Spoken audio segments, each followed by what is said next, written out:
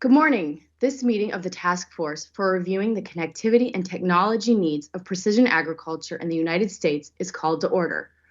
Welcome to the task members joining virtually, and welcome to everyone who is watching live at fcc.gov/live. My name is Lauren Gary, and welcome to and I'm the designated federal officer for the task force. I'm joined by Emily Kaditz and Thomas Hastings, our deputy DFOs. Let's proceed with the roll call. Teddy Bekele, Chair, Land O'Lakes. I'm present. Dr. Michael Adeline, Vice Chair, South Dakota State University. Here. The Honorable Dale Artho, Deaf Smith County, Texas. Present. The Honorable Lorraine Osley, Florida State Senate District 3.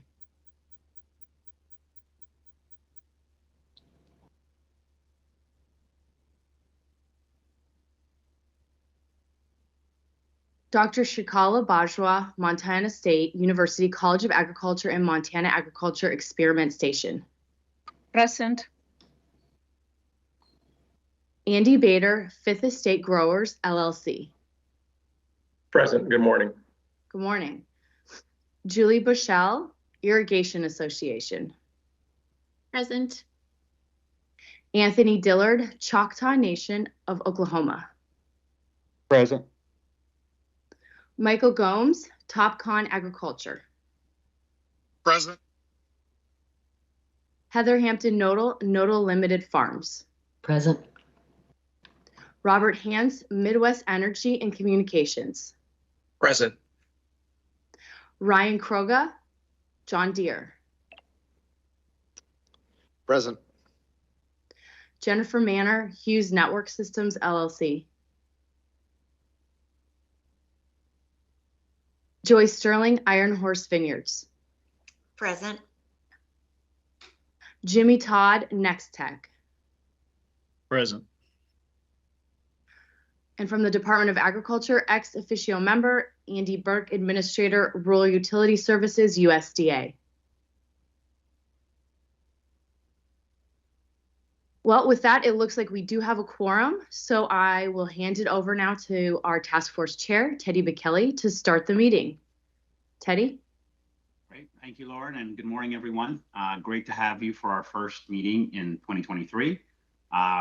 This is a virtual meeting for this for this occasion, and as Lauren will indicate later, obviously in latter parts of the year, we'll try to do more of a hybrid, maybe some face-to-face, which will be exciting. We got a really good agenda for today. I think we got a number of topics and speakers here in the morning, and then we'll take a break, and then we'll switch over into the afternoon where we'll do some updates on what's going on with the different working groups. So as you can see on the screen itself, we have the agenda. Just went through the roll call. We will have a mapping update. We've done several of those over the last couple of meetings, so I think it's good to just have that continuity and see where we are. Heather Hampton Nodal has graciously agreed to give us an overview of her farm operations, and I think we've talked about those several times in the different working group updates, but felt that was a really good topic to go over. We will have a 15-minute break, and then we'll be followed by Drew Gerritsen, who is the Chief Marketing Officer at Ceres Solutions in Indiana, to talk a little bit about the future needs of precision agriculture. Ceres Solutions is a retailer. They've done some interesting things in Indiana, including getting connectivity in a very novel way, as well as using some emerging technologies, and we'll learn a little bit more about that. At 12:15 p.m. Eastern, 11:15 p.m. Central, we'll take a lunch break, and that will last about an hour. And as I mentioned a second ago, the rest of our time will really be spent working group giving their updates. How have those discussions gone? What has transpired new from the last time we got the reports done in the fall? And so we'll go through each of the working groups, and then after that, we'll just have some open discussion where we can bring up several topics and other conversations we need to have, as well as think about the logistics for the rest of the year. So good lineup of speakers, good lineup of topics. I'm excited about what we'll be covering today. And so with that, we will turn it over to our first agenda, which is the mapping update. So I know Kirk is on. I'm not sure who else from the team is on this one, but Kirk, I'll turn it over to you. Thanks, Teddy. Good morning, everyone. Thank you for the opportunity once again to talk to you about the broadband data collection and our mapping efforts. We're now fairly far into the process. We've conducted 2 collections. And so just to recap briefly, we really started the process itself by releasing the first version of the broadband serviceable locations fabric in June of 2022.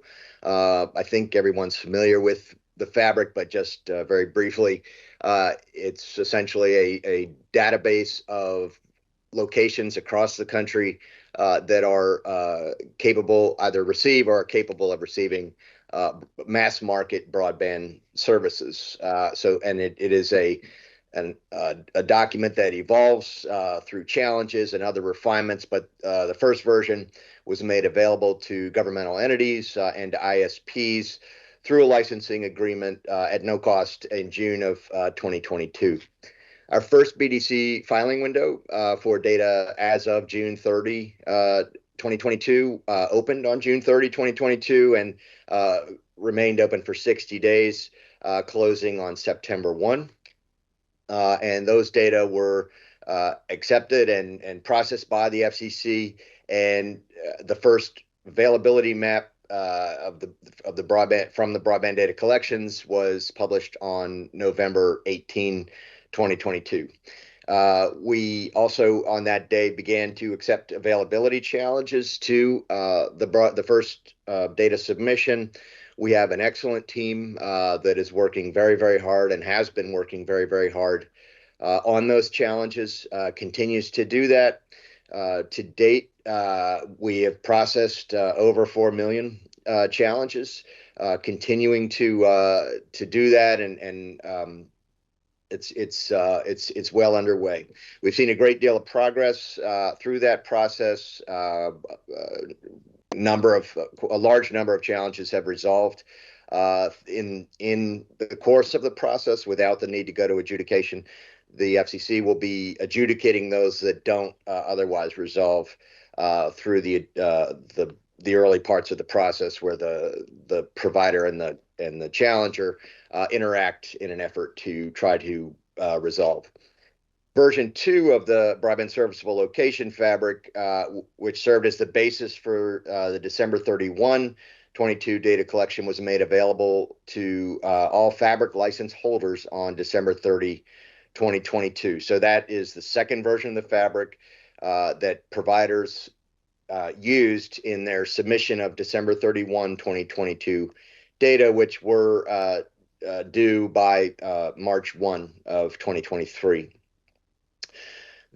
That version of the fabric defines the availability that was reported for December 31, 2022 data, and the outcome of that collection will be released as an update to the National Broadband Map sometime this spring. Version 2, as a result of challenges and other refinements, includes over 1 million more broadband serviceable locations than the initial version that's currently what is shown on the public national broadband map. That's net, because every state and territory had some number of broadband serviceable locations added in version 2, and similarly each state and territory had BSLs removed in version 2. But when everything was netted out, there were 1 million more broadband serviceable locations in version 2 that was the version that was used for reporting December 31, 2022 data. So our next steps are continue to processing the availability and fabric challenges. There are a substantial number that are yet to be processed. We have processed, as I said, over 4 million challenges so far. We will continue to work on that diligently. As I say, the team is excellent. We have a very robust bench for that work that's ongoing. We will continue to support filers, challengers, and other stakeholders. In addition to the formal challenges, we've been engaged with stakeholders in every dimension, including filers and other stakeholders, governments, providers, to try to improve the quality of the data and improve its accuracy in every context that's available to us under the collection. So, one second. So, and then we will, as I said, publish new maps at some point this spring. Don't have a specific date for that, but encourage everyone who's engaged in the process to continue to engage in the process.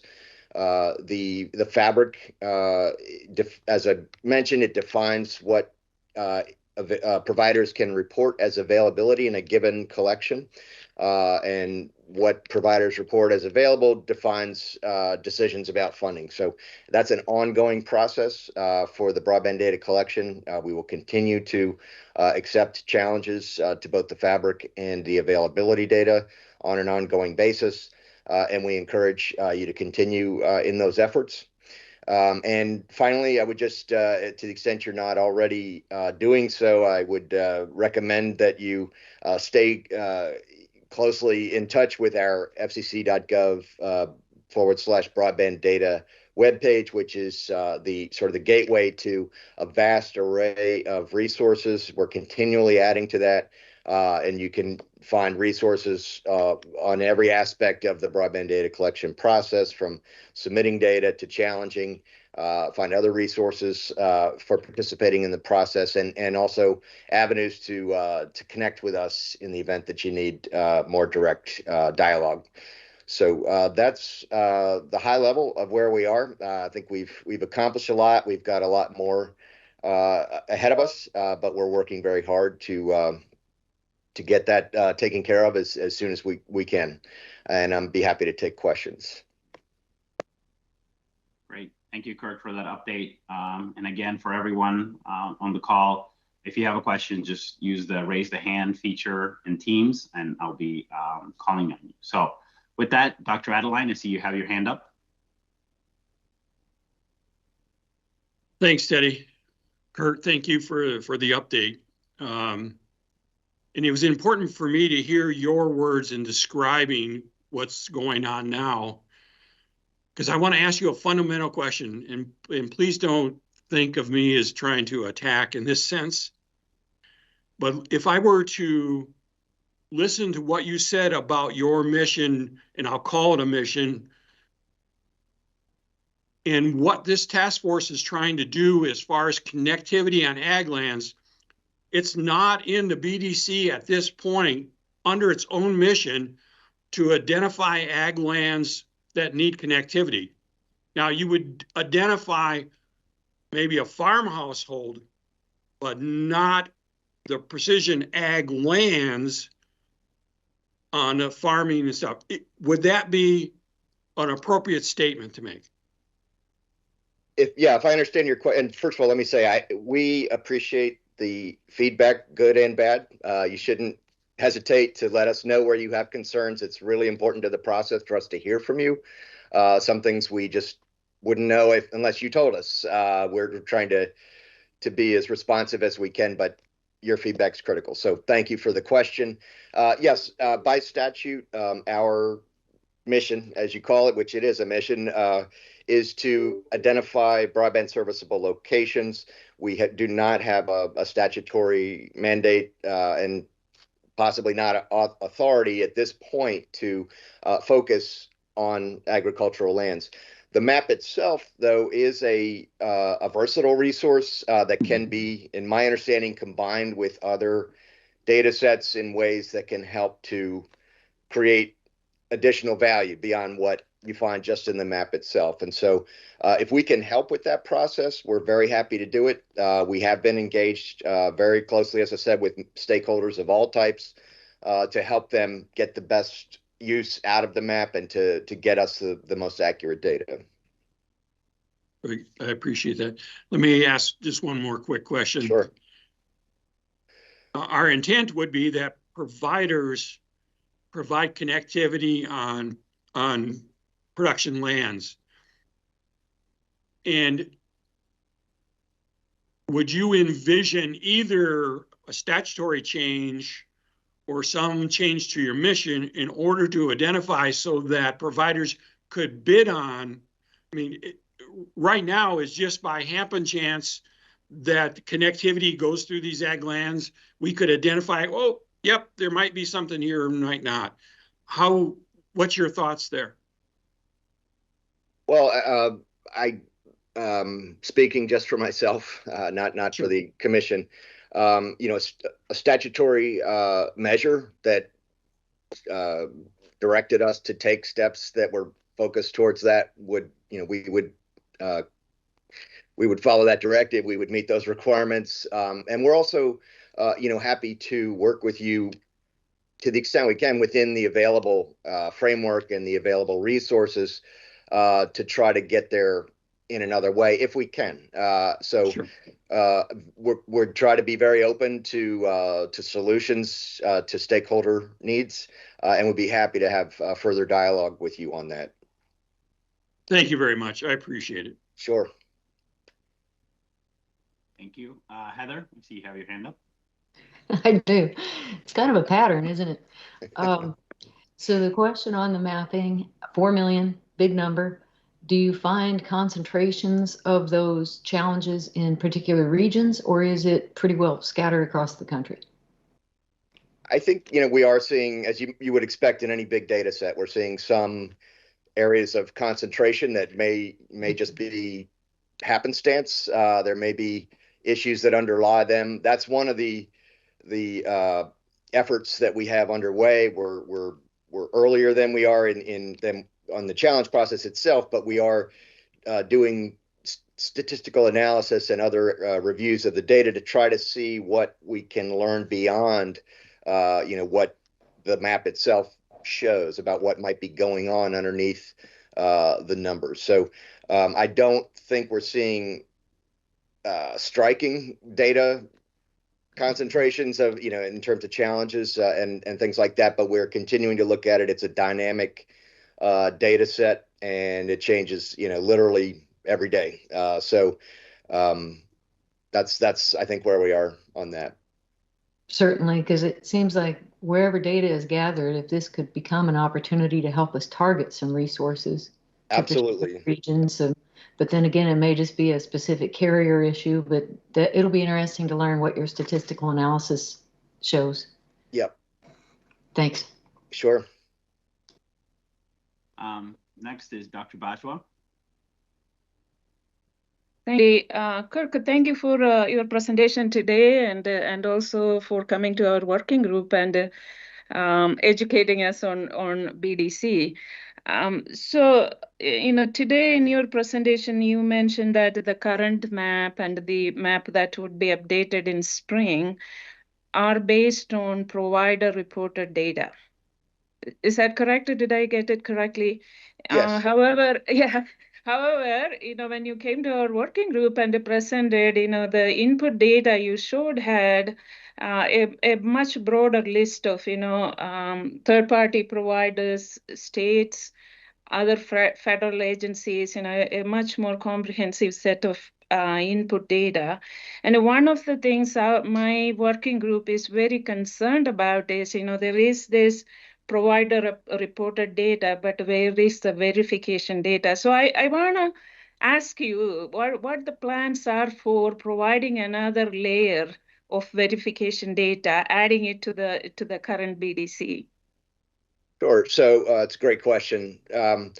So just to step back, the way that the map is working now is we prepare a version of the fabric that is used for a given collection realm, of which we've had 2 at this point. So there was a fabric version on June 30, 2022, and a fabric version on December 31, 2022.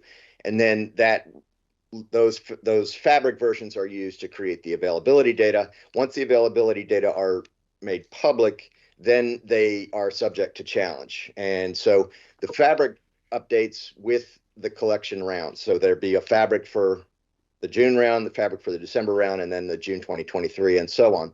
The challenges, which are one of those inputs on the if I'm remembering the diagram that you're thinking of, they're a source of input from multiple stakeholders. It can be governments, can be tribes, can be other providers, interested stakeholders generally.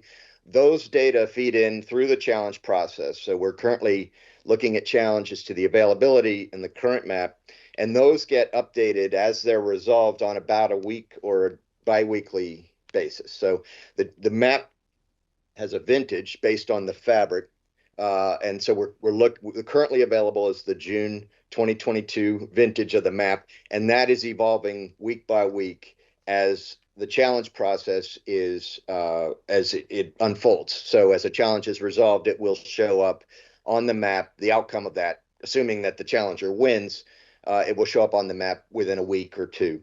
We're also engaged in review of the data and addressing certain issues in addition to that process, and those changes will show up on essentially a real-time basis, not to the fabric itself. So the fabric will only change with the reporting rounds, but if we're seeing issues with the availability that independently we're becoming aware of, and that could come from governmental, federal, generally it's going to be those types of entities that are giving us that information that will show up on the maps on about a weekly or biweekly cadence. So, and in addition to that, we are open to additional stakeholders who may not have weighed in, and those will be looking at ways to make the best use of that data and incorporating it in the future. So I guess I would say it's at this point it's an relatively early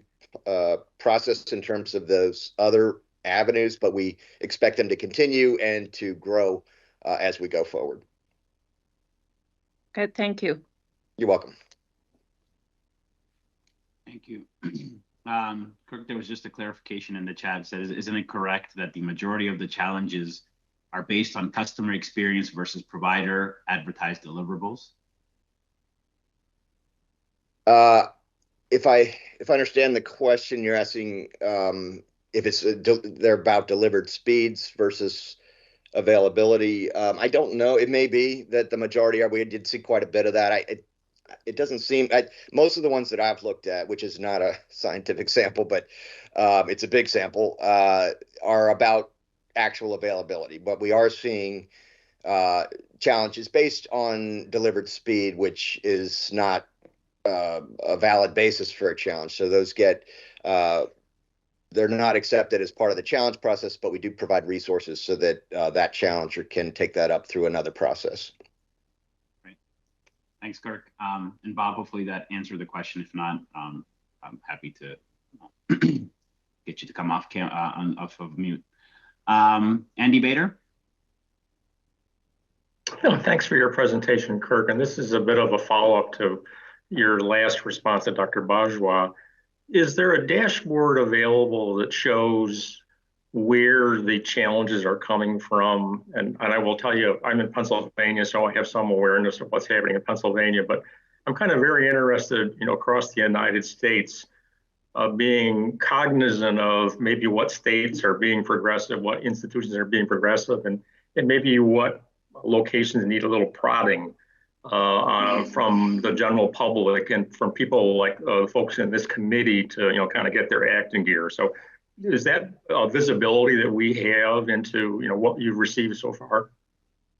So I believe right now there's not a lot available in terms of what's been submitted, and we don't have a dashboard that the public can access right now. But we are looking at ways to improve that or to improve the availability of data.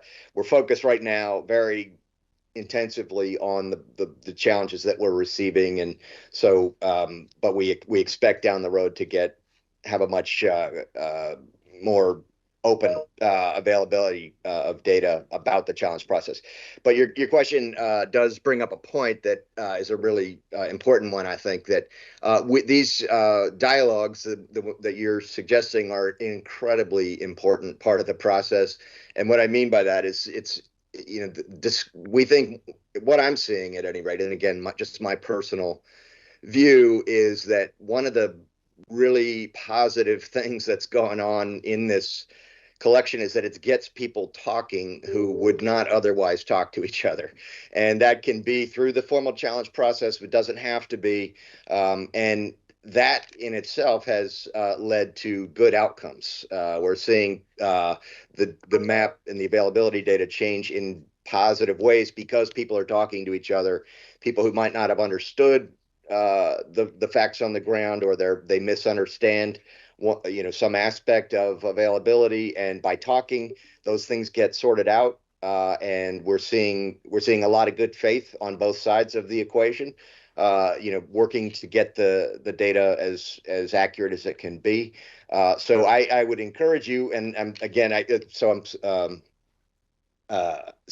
you would be helped, I know, by the tools that you're asking about, but and we'll get to that. But I would encourage you, to the extent you're able to, as you're able to do it, to engage in those dialogues where you see an opportunity, because it seems to be working very well from that standpoint. Again, just my experience and what I've seen of the data. So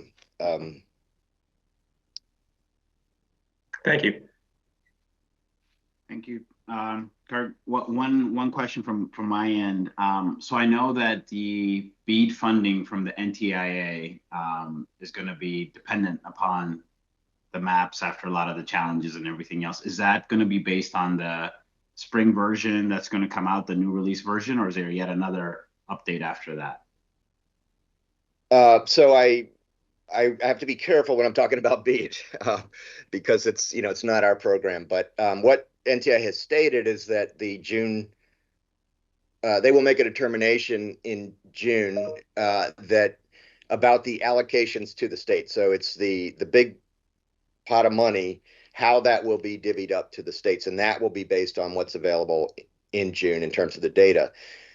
As I understand it, and everything should be confirmed with NTIA, but there will be, each state has an obligation to conduct a challenge process, and those challenge processes, as I understand it, will be based on later versions of the map. So it's really, and the Broadband Data Act, which gave rise to the broadband data collection, requires that we, the FCC, base our funding decisions on the map going forward. And I think it's going to be heavily relied upon by other federal agencies and states outside of specifically the BEAD program to make those kinds of decisions. So the bottom line is really important to continue to have that input into the maps on an ongoing basis. The collection was conceived of in the Broadband Data Act before most of these current programs existed or were even considered. And so the idea was that it would be this enduring resource that would inform policy and funding decisions indefinitely. So really important to keep the good work that's been going on underway in the future. Awesome. I appreciate that response. I'm not seeing any other hands up. Kirk, thank you so much for coming on, giving us an update and answering all our questions. I think that's super helpful. And I know it's always an interesting topic and one that there's really good work going on from the team on the BDC. And it's actually happened really, really fast. So really exciting to see that coming along. So again, I appreciate you taking the time and being with us here today. It's my pleasure. Please reach out if we can help it in any way. Great. Thank you very much. All right. Okay, moving on to the next agenda item. So we're going to get an overview of farm operations and the technology. So Heather, glad to have you as a speaker. So now we get a chance to ask you to learn more about your operations and what you do there. And I am sure this will be a very interesting presentation as well as good conversation. So with that, I'll turn it over to you. Okay, well, thank you. Whenever Teddy and Lauren first contacted me to ask if I present to the task force, I did laugh out loud because I thought, they've heard from me. They're really going to enjoy this, but I feel like I missed an opportunity and that I did not send everybody a little microwave bag of popcorn, because what you're in for here is actually a film that we put together in conversing with several of our employees and our family members here at Noda Limited Farms. So you're not going to hear just from me. We're going to help try to show you visually, kind of out in the field and in the shop and in some other scenarios, what precision agriculture means to us. And I think one theme that you'll pick up on very early on in the video is, even though technologists may think they've solved for a problem, those solutions cannot be put to work if we don't have connectivity. So I'll ask Lauren, will you be showing the video, or should I go ahead and share screens and show the video directly from my computer? Thanks, Heather. Tom is going to be showing the video. All right, great. And just in case I forget, a couple things I'm going to mention that we left out of the video, not because of, well, really because of time. I wanted to try to edit it down. There's a lot of good material, but when we look at drawbacks to some of the GPS technology that we've driven, primarily the GPS technology for our precision agriculture, there are a few that didn't make it onto the video, such as driver falling asleep or potentially almost falling asleep, driver driving for 1 mile straight through a field and not putting the implement down and not even being aware of it until they turned at the end row. While my husband sat at the edge of the field and watched the entire thing happen from the tractor just to see if they would notice they hadn't put the implement down behind them, because they took the auto steer for granted and were just rolling right along. What was another example? We've had a driver, one of our lead planter operators, sit for half an hour and wait for somebody to come turn his auto steer on rather than just pulling in the field and getting things planted like needed to happen.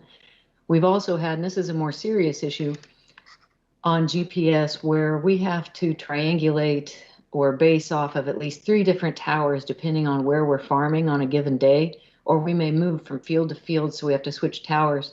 What we found even within the same field sometimes is it will have to pull from a different tower, and if that does not happen, the tractor in midfield will just start to go in a circle. So as we're in the middle of our planting or whatever the operation is, the tractor can lose signal and just spin off course. So I want to share that right out of the gate. And with this, we'll go ahead and launch the video so you can learn more about our farm.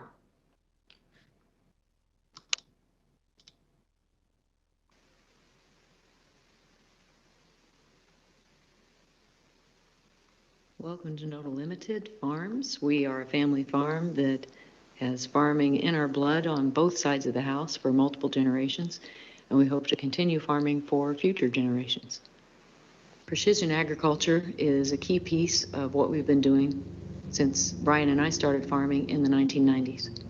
We're going to walk through some of our equipment, from the planting and operations, from our soils through the growing season, to harvest, working through combines and grain carts, as well as grain handling and delivery to the terminal and final destination. Precision agriculture means greater efficiency. Whenever I say greater efficiency, less inputs used, maximizing the value of the input, being able to repeat passes and control traffic, which inevitably leads you to manage compaction better. Precision farming means you can see yield data and use that to determine what kind of management practices you need to change over time. Determine how the soil types are doing compared to other soil types, how application rates vary, production and yield throughout the season. What are the drawbacks to precision agriculture?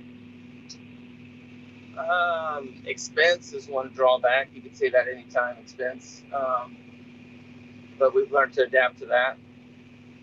I think earlier on it was harder to justify, but as we have items such as section control, where like this sprayer, for example, will shut off in sections automatically based on the coverage you've already done, that easily justifies a lot of the expense. Sometimes you have days where you can't get a signal due to reasons unknown to us. Whenever your planter or your sprayer or your tractor is dependent on that GPS signal to operate, that can be frustrating. Here I am at a decision-making headquarters. This is where we have to convey a lot of information in the fall on grain weight and moisture so we can plan our storage in the moment, in real time.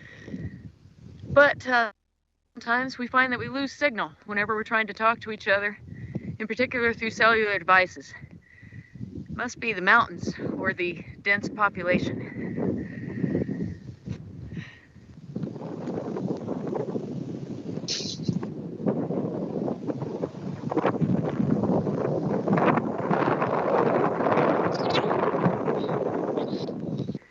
Okay, Dennis works with us on the farm and has to enter a lot of grain cart data in the fall, as in it could be easily 40 loads per field where you're entering each weight. And that all adds up to help us calculate an accurate yield and make sure that our combine is calibrated correctly and understand our real moisture and shrink. But Dennis, can you talk to us about changes you've had to make to your cellular service just to be able to function within our farm? My boss, Brian, had tried numerous times to call just to discuss other issues on the cell phone, and I wasn't able to receive his call. So I transitioned to AT&T, which made things a lot better. So with that being said, that allowed me to get into to access the app. In addition to that, in the old app, that by not having the signal, that also prohibited me from being able to enter data, which was crucial to this farm operation. So there was a lot of things there that kind of went back to the cell carrier itself. In the rural area, it's not what everybody thinks it is in a lot of cases. All right, so here we are in the mobile office. How's your internet connectivity? Bad. Did we just lose again? Yes. As we're driving in a car down the road. We learned early on in our farm that internet connectivity is absolutely crucial for many functions. Among the top priority is marketing grain. In our business, we have to be following multiple commodities as well as inputs and as close to real time as possible, because oftentimes whenever the USDA would issue a key report, there can be such market fluctuations that can result to thousands, tens of thousands, and possibly even more than that. So following swings in the market, being able to hedge our bets, so to speak, or manage risk by marketing grain ahead of time is absolutely critical for us to ensure profitability, or at a minimum, ensure our break even. Brian, what are you looking at on today's screen? By looking at this chart, it is an illustration of technical analysis, which is one way of looking at the grain market. You take fundamental analysis, which is the who bought what and when who bought what and what the weather's doing, and some Ending reaction stocks. to ending stocks. The market's reaction to a bank failure in Silicon Valley, which probably correlates to some of this. Analysis does is illustrates the outcome of all those fundamentals and sometimes forecast a potential outcome into the. So what this indicates to us is these are moving averages and these are trend lines, and once moving averages turn down and trend lines are violated, it appears that things could be heading in a different direction for the time being. But as I look at this today, I know that I can make money at $13.24 times our expected yield. At $12.68, it's a little bit different story. So do we make a decision to sell more or not? That's the question of the day. And right now we don't have a seed in the ground. Do we have seed purchased? We have seed purchased, but yes, as you state, we do not have one seed planted. So yes, there is risk. So we do not know what the weather is going to be like. We do not know what the planting season is going to be like. So that's the joy of making decisions. You can have an opportunity of profit given to you. Sometimes that offer of profitability is before the seed is even planted. So sounds kind of crazy, but sometimes you have to go on a certain percentage of your crop to guarantee a profit that you don't even know is even possible. The importance of robust connectivity has only grown as we realize we actually have something to say, and our file sizes are only becoming larger. For example, in leading organizations, we find we're recording more of our meetings or presentations and need to upload that for other people to be able to access. However, something like an intensive video file, I've had Google Drive or other file protocol software say it was going to take more than 3 days just to upload 1 hour presentation. Grain management system at these 3 bins at this location is connected wirelessly through a short haul over to fiber optic at this building, which we use for employee trainings, meetings, and community gatherings. Right now I'm standing inside one of our grain bins that's empty because we've been hauling a lot of grain over the winter. But what's notable about this, you may notice some cords hanging suspended from the ceiling, and those coordinate directly to an app that we can manage from our phone to constantly manage the condition of the grain. It's specifically its temperature and the moisture level, because that's really important for grain quality, one, so it doesn't get overheated, and for the overall safety of your operation, but also whenever we're delivering to our final terminals, we're graded on the quality of that grain, and we get docked if that moisture is over 15%. And you can see the augers that come through the floor of the bin and then auger the grain outside, where semis would come and load. One problem we've tried to solve for is how could we connect the fiber optic at this facility, where it allows us to do some cool things, to our main headquarters, which is about 6 miles as the crow flies southeast. Several tech guys and I have been on top of the bin trying out if we might have to build a tower or possibly mount radios, and if so, at what frequency, because they've already identified a lot of overlap within some frequencies in our area.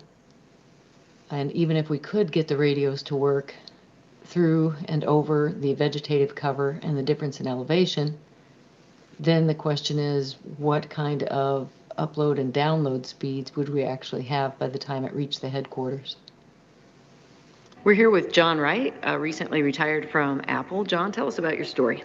So I've worked in the tech industry for 25 years. The last 14 of them was with Apple.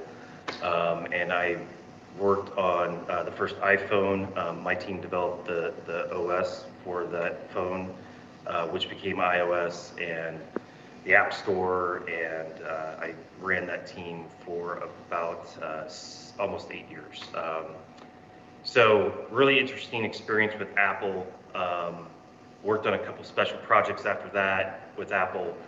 Decided to retire and move back to Illinois. It's a small town, small community, a lot of agriculture. We have cell phone pockets that just don't have any cell phone coverage. In fact, I live in a pocket. You know, I have Wi-Fi, but I have no cellular coverage. My neighbor has cellular coverage on either side, but I just live in a kind of a small pocket there.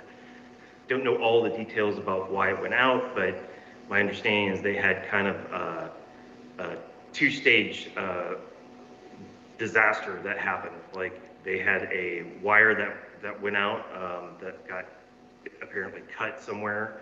So as they were repairing that, they also had a bunch of equipment on the tower that went out.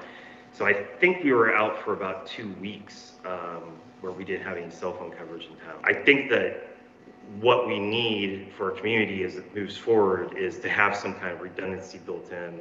And I don't know whether that is a terrestrial type of thing to be redundant with the cellular service, or it's a satellite, internet service.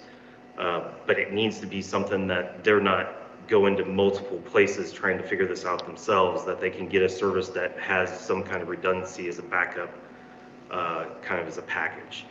I think the other thing that I always get questions about is how they're trying to store their data, because they're bringing all this data off of their farming equipment in their fields and drones and everything else.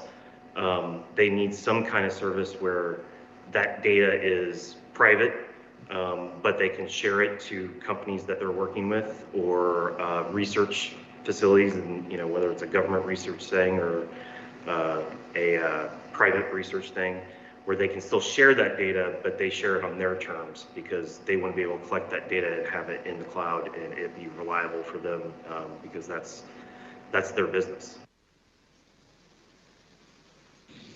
So these are the factory installed closing wheels on almost all John Deere planters. And what we're doing here is we're changing out the factory ones for these modified ones. 3 main reasons. One is they help with sidewalk. The second reason is it's a nice coverage in the trench where the seed is laying. And the third is to reduce overall compaction, which is really important to us because of the amount of minimum till we do, and the fact that that can lead to wetter soils, which are more prone to compacting anyway.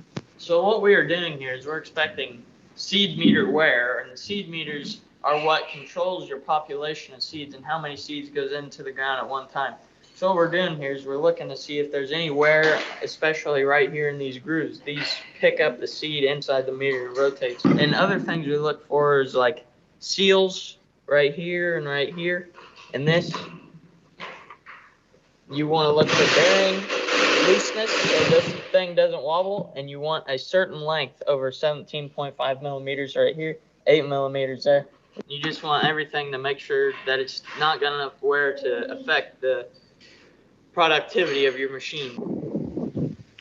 Kendall, how does Precision Ag work on this system?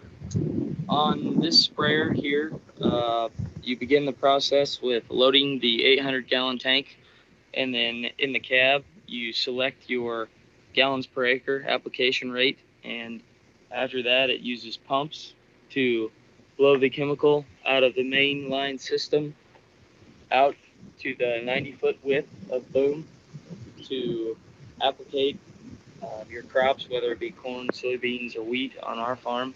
And it helps us take care of weeds, pests, and also helps us with our yield production on different crops. Do you ever use it for fertilizer? We have used it for fertilizer. Wheat, we will top dress with it. We put the streamer nozzle on. It is about a 8-inch wide nozzle, and what it does is pushes the strands of 28% nitrogen out on the wheat crop, and we spray it out on the wheat to help get the wheat started in its early stages of growth. And we also hook up wide drops, which is a unit where you attach to the nozzle, and it's about a 4-foot unit that has 2 strips dragging the ground. And what it does is it places 28% nitrogen along the base roots of the corn plants to also help baby that stage the corn plant is in. Now we're with Mark, one of our truck drivers, who right now we're actually in a truck that's been modified to haul a water tank, but today you're not hauling grain to the terminal. Correct. But when you do haul grain to any of terminal destinations, you have to enter data. So you can walk us through what kind of data you're capturing for the farm. After I empty the grain and I've gone through the outbound scale, I have my ticket in hand. I get on my phone and I will take a picture of it on my phone for my personal records. And then I hit the add so I can haul load. And here it gives me what I can fill in from the ticket. I will take a picture of it so that goes into the app. And then I just go down the line. The crop, what crop it is, beans, corn, wheat, where it originated, where I'm taking it to, what terminal or local elevator. It automatically comes up as me as the operator, and then I can click on the equipment, and usually it's the truck number that I'm in. I usually drive truck 818. Then I go on destination ticket number, the gross, the tare, and then it automatically figures the net and it figures out the quantity.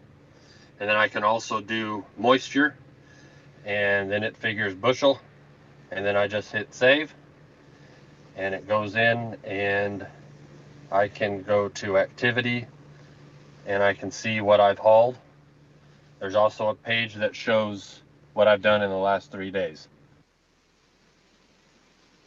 This is Glenda, and she's our lead truck driver who hauls not only for NODA Limited, but also commercial hauling with grain elevators.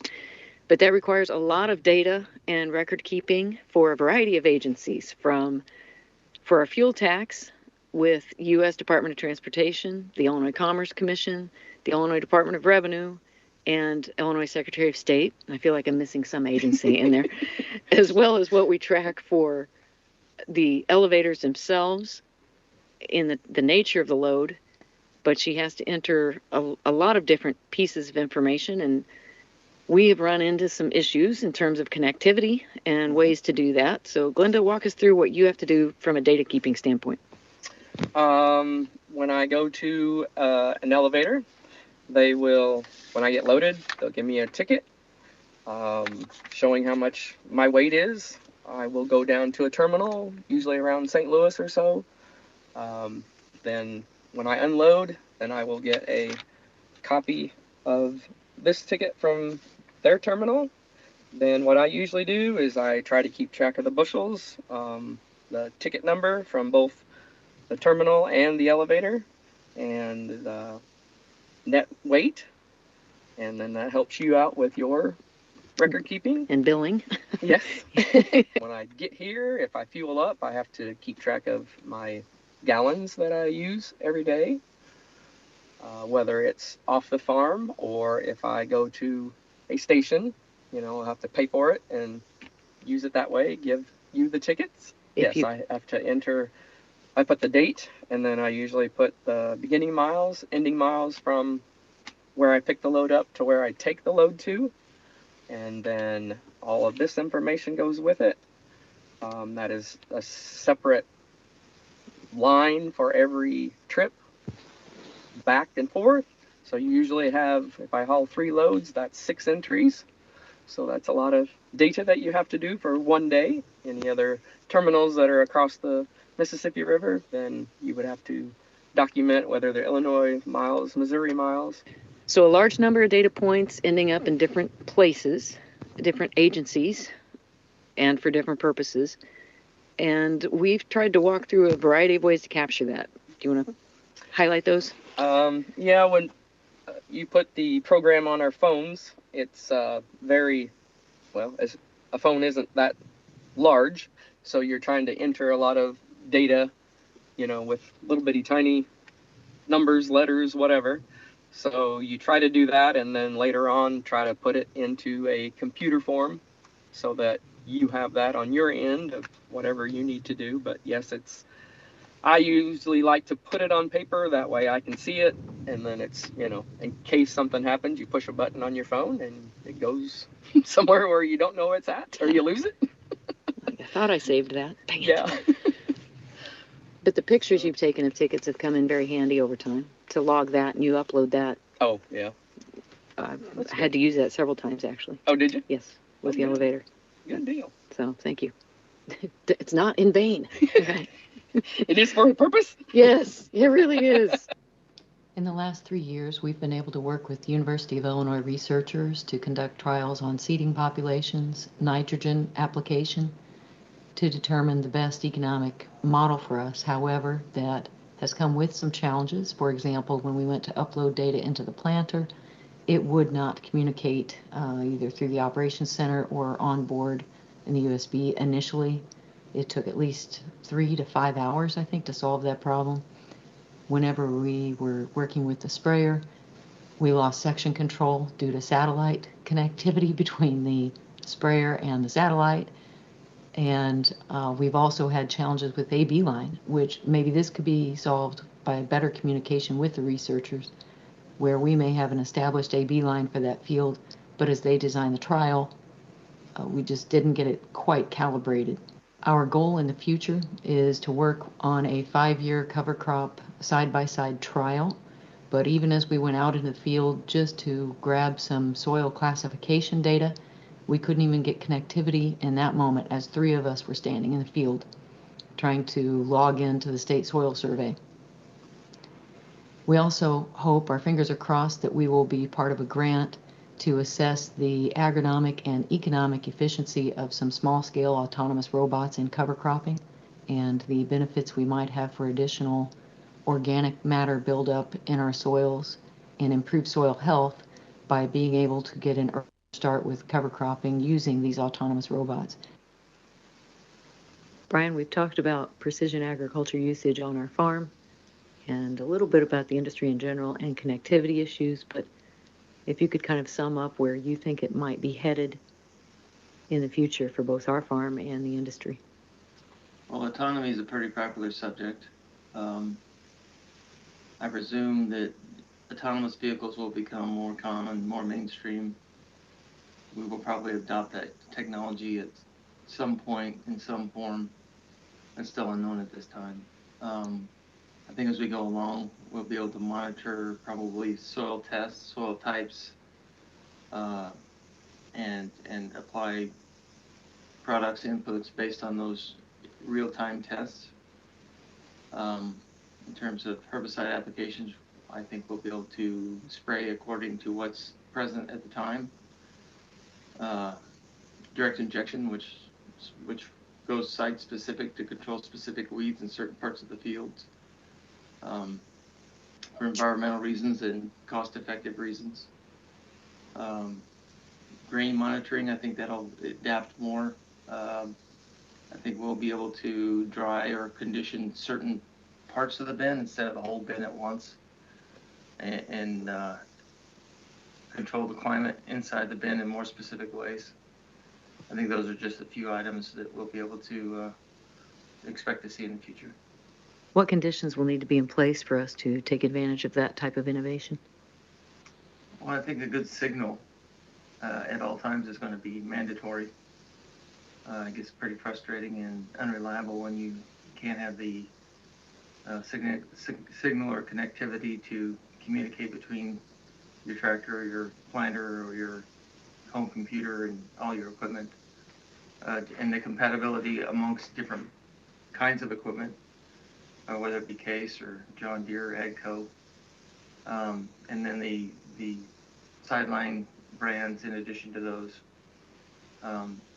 In order to be effective, all those items must communicate within themselves and have compatible format to retrieve data and be able to utilize it.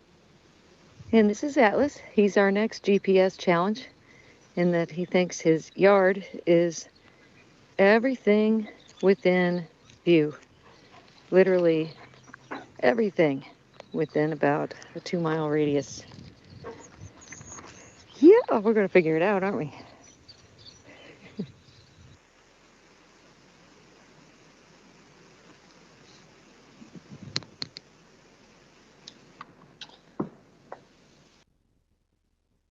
I guess we'll open it up to questions. We had some additional uses that weren't covered in that video were, let me see if I can remember right, carbon reporting, because we have entered into some carbon credit agreements. So it's another case where the data has an applied function or outcome reporting to a completely different entity. We've also applied some MTG units on our semis fairly recently so that we can track them on the phone. Because what we found is, especially lately in the last 3 months, it seems like we've had a truck down, at least one truck each week for some reason, but the driver wouldn't have connectivity to be able to call us to say where they were or how we could come help them. This is between here and the Mississippi River. But we found so far that being able to see where they're at can help us either provide rescue or figure out how to solve the problem. It's also helped us plan on a more regular basis. It helps us plan the loads. So at some point they're returning back to the farm and we can have somebody there at the bin site, or maybe it's even the grain elevator that Glenda might be hauling for, to let them know what their inbound ETA is to plan that. And with that, yeah, I see at least one hand is raised. Teddy, guide me. We'll start with Dr. Adeline. Okay, I'm shocked. Thanks, Heather. It's all right. I think I heard the answer towards the end, but what I jotted down for your field operations, if you were going to look at reliability, bandwidth, coverage, rank them as far as what you need today and maybe what you would look at in the future. And then the second part of that is for the home farm operation, the business part where you're doing your computer work, would you re-rank those if they are different? Starting with question 2, yes, they would be ranked in a different order because from the home farm, definitely bandwidth becomes more of an issue. Even as I watched this video, I don't know what you experienced on your end, but I was seeing lag in the audio with the visual and timed out kind of sequences. So bandwidth from the home office, absolutely. And reliability is, I guess, an unspoken assumption of all that. Now, in the field, though, right now, it really is about coverage. And I am truly, genuinely appreciative of the app that we can have on our phone to report coverage. However, even the few times I've been able to use that, well, ironically, when I wanted to, I couldn't even open up the app to report there was no coverage. That's happened at least, I think, 5 times. But yeah, it's about taking the time to do that in the moment and stop what you're doing when really the problems we have to solve for are right here. They're in our face, under our feet, every second. So I don't know if that helped answer your question, but right now it's the coverage and the reliability out in the field that's the key issue. It seems that as we move into anything that would require artificial intelligence, even with edge compute, that bandwidth will become an increasing issue.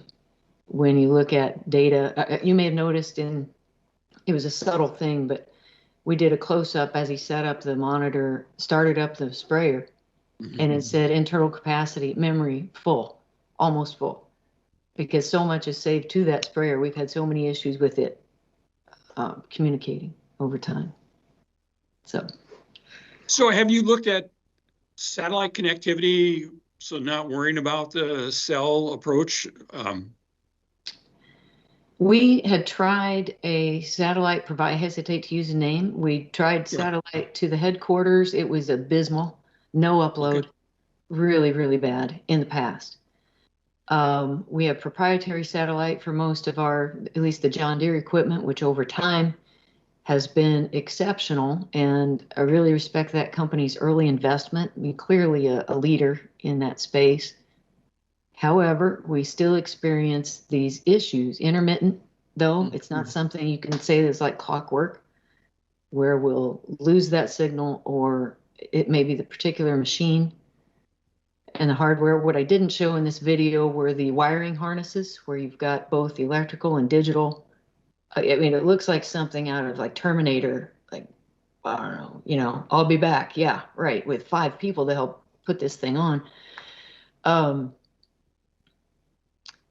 Yeah. So hopefully I answered your question on that one. Thank you. Yeah. Dr. Bajwa has a hand up. Okay. Heather, very attention capturing, very interesting presentation you made, and I want to congratulate you for bringing the complexity of farming to the audience here. And I am just wondering, I have a comment and then a question. I am just wondering, it's not an easy task for a farm crew to address connectivity issues and to fix technology issues. And you seem to have a very well-trained workforce there, and that's not the case with a lot of farmers. Especially I look at Montana, the people I interact with, a lot of people don't have, I mean, they are very good with the mechanical, but when it comes to electronic, mechatronic connectivity kind of issues, that may not be the case. So I would comment that you seem to have a good workforce there. Then my question is, have you considered or do you have a private network, or are you relying on whatever general connectivity available to you through, cell phone and broadband connectivity to the buildings or the structures? First, thank you for acknowledging that was kind of a subtle theme throughout this, is we like to think of one decision maker, but it requires so many different people who have a touch point on the data and in the moment decision making sometimes that influences the outcome and our ability to work with it. So thank you for noting that. And our workforce is a work in progress. At least 3 of those were our sons. Yeah, which is fun. But in terms of private network, when I was up on top of the bin there, that's as close as we've come to look at more. At that point, it was kind of a connectivity jump. So how can we try to provide this fiber optic backbone of our own, create our own backhaul, essentially? We had talked with the local line of sight fixed terrestrial wireless that provides to our headquarters. I'd helped with the first of its kind pilot program for them to even be in our county. So we talked with them at different points in time about if we could connect our cellular devices through them, or if they may be able to help us solve for that. It was basically a no. We've talked with some other tech experts in the area who might work with the county and emergency responders for their requirements. And that's where we explored that idea of, can we create a short haul? But then it became a question of what's the regulatory environment look like? And so we're going to have to file for some sort of license and then have an annual reporting process related to spectrum. And then what are we getting into here? Because we really don't have a subcontractor available. We can just say, just make it so, number one, do the paperwork, and we just need to take advantage of the system. So that's a long way of saying we've asked a few questions. We haven't done a full-blown feasibility analysis to see if a private network would be appropriate for our farm. Well, thank you for a very very exciting presentation and informative presentation, Heather. Oh, you're welcome. Thank you. And update on Atlas and his GPS collar fence. It's supposed to create a GPS fence. It's interesting because the app can tell me that it's 82% charged, but whenever I've tried to actually set up the fence, there's no signal. And we're paying for a cellular link and it's supposed to be GPS. I'm like, let me please just continue to live on the bleeding edge of all this. It's great. So thanks. Andy Bader is next. That's a fantastic presentation. I really loved it, Heather. I feel like I should send you some hills and forests, though. I think maybe you need some of that out there. I'll trade you for a couple of days. We've got just west of our house there. It is we call them creek bottoms. That would be okay. That's beautiful. There's a little bit of break here and some natural ridges, but it's hard to pick it up. Cameras flatten everything out. So. It looks wonderfully flat. I'm envious. I've asked, maybe you could tease out a little bit of a comment that was made towards the end about the need for interoperability between agricultural systems and how that impacts adoption from a farmer's perspective. And I guess the second thing I'll tease you about is that I did see one red tractor. I come from a red tractor family, and okay, they've got one red tractor. I'm good with that, right? But how does that work in agriculture? With farming, having different planters, different tractors, different equipment, different trucks, et cetera. And how does that lack of interoperability slow down your applicability of these tools? Okay, Andy, do you think that I paid you to ask me this question? Okay, because I'll give you a very specific example. We're open to more red on the farm or other colors, but we actually purchased a well, it was a Case Magnum, supposed to be the shizzle. I mean, it was really the tractor that we were going to highlight. I think the second one in the state of Illinois, and brought in their team. Spent, it ended up being 5 hours because it took them 2 hours just to set up a hotspot inside our shed to be able to give the presentation. We had our farm team there to do training on this tractor. I've got it on video where they're saying we're confident this can work with your high-speed planter of another color. And we go back and we're looking at the harness and all this. But 3 months, 6 tech people, and our team putting on and taking off the harness at least 3 times because we thought, well, no, we're just going to shift it to another tractor. We could not get that tractor to communicate with our high-speed planter of a different color. And finally, it was like, we just have to go. It is time. We started in January. The initial presentation was January, so I guess really February in earnest. And it was a real issue. It cost us downtime, and I'm still fuming, steaming, irritated, because in all our data reporting to things like the carbon credit piece and precision conservation management and what we're trying to do for soil health, okay, there's just a lot of data. It's busy work, and that irritates me to begin with. So when we tack on the idea that we had to use our red tractor and then we could only hook it up to the air seeder, which we did not have variable rate technology on, our system, like the John Deere Operations Center, was showing that we were harvesting a few thousand acres of crops that we didn't plant because we couldn't get it to communicate up to satellite to automatically collect that data. So it created manual data entry that got put off. I mean, in terms of office and busy work, it was put off much longer than it should have been, months, 10 months from the time it was actually done. So it really does, it affects our ability to move when we can move, when the weather says the time is right. It affects our ability to actually gather data and then do anything with that and keep track of things. So that's a very real, still fairly fresh case study from our farm. We've had other issues too, where those grain carts that we run, you're looking at easily 40 loads per field, and you may have multiple carts in the same field. That is a lot of data in a very short amount of time. And we've tried to have the operators, we have one cart operator who's very good at entering every load, but then you fat finger it and all of a sudden you've got 1 million bushels on one load and you're thinking that's not right. So you still have to go back and correct for all that. And it would be convenient to have a system that would communicate more readily across the equipment. Because right now our combine, it could be within a 5% variance. And if you're looking at 272 bushel average, 5%, that's a big number.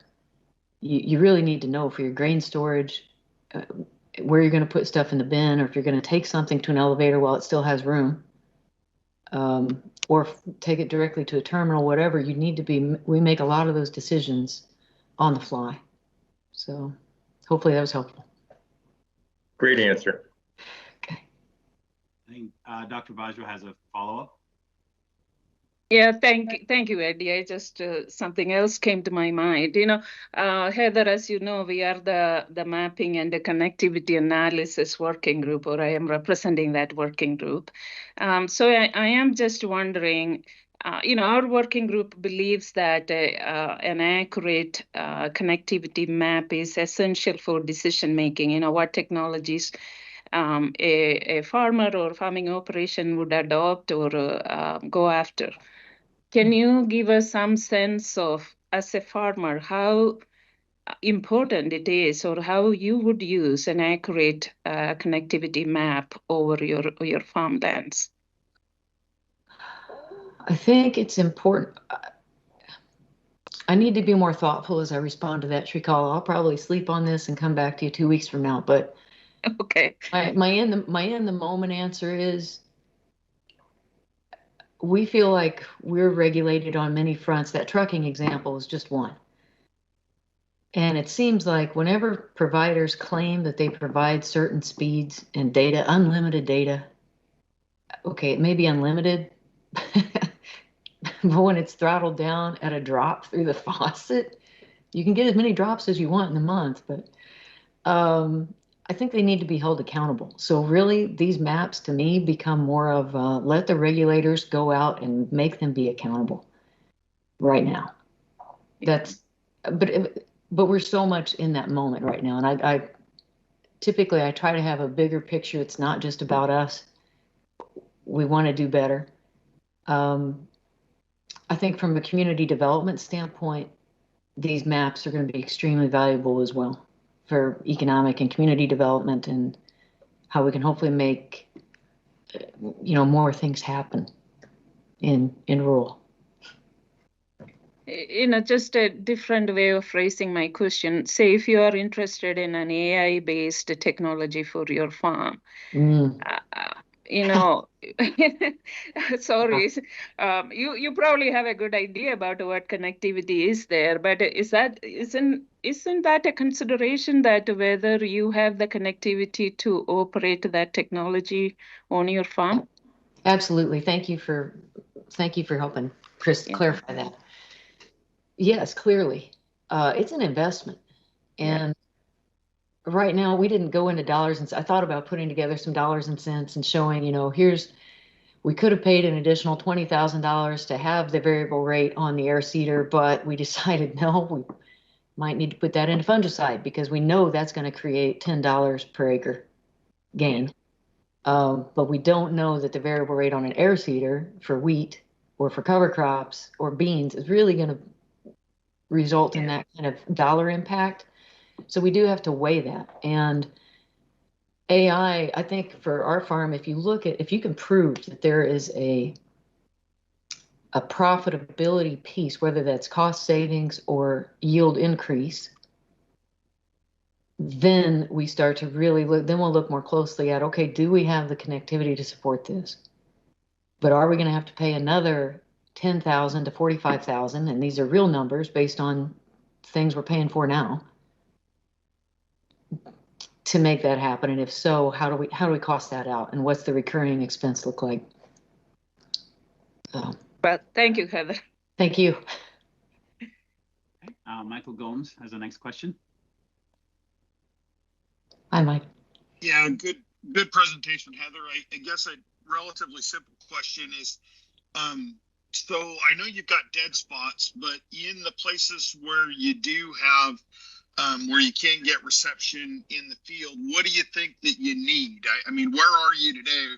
It looked like you're at somewhere in the 20s, right? 20, because I saw a little bit of the screens of your connectivity when you were doing the mapping, but tell us a little bit about what you think you need, both wired and wireless, because like with your grain system, that's state-of-the-art stuff, but I'm just trying to figure out where you have a wired connection, what you think you need, where are you today, what you think you need, and then wireless, where are you and what do you think you need? And Michael, that's a really good question. As far as where are we today, I'm kind of trusting. We basically have to trust the numbers. Okay. So I can stand there with my cell phone and I can look at bars. We had a presentation in our connectivity working group a few weeks ago and he said, 1 bar to nowhere. Like you still can't do anything with that. But I don't know how that really translates. Maybe it's because I'm not smart enough on the user end to be able to say, make this bar meaningful to me to tell me what my up and load is right now, wherever I'm standing.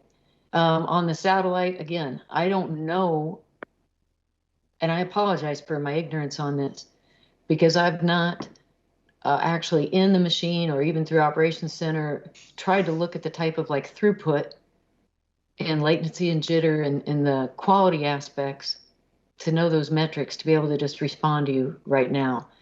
I think the short answer is what we know is we need more. We definitely on the reliability piece on anything satellite driven, because Andy observed it does appear pretty flat.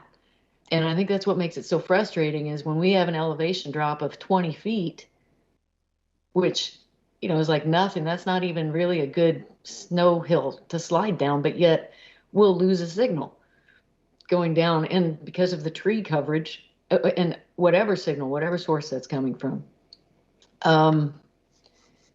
So I think the reliability is just the key right now. And I'm going to stick with our working group's recommendation is this 100 by 100 to look at some symmetrical things. The idea that we need to push information back up, even if it is back over, maybe it's over to an edge or over to something. There's still, like I said with John, right, my friend there from Apple, I'm like, what good is a cloud if I can't make it rain?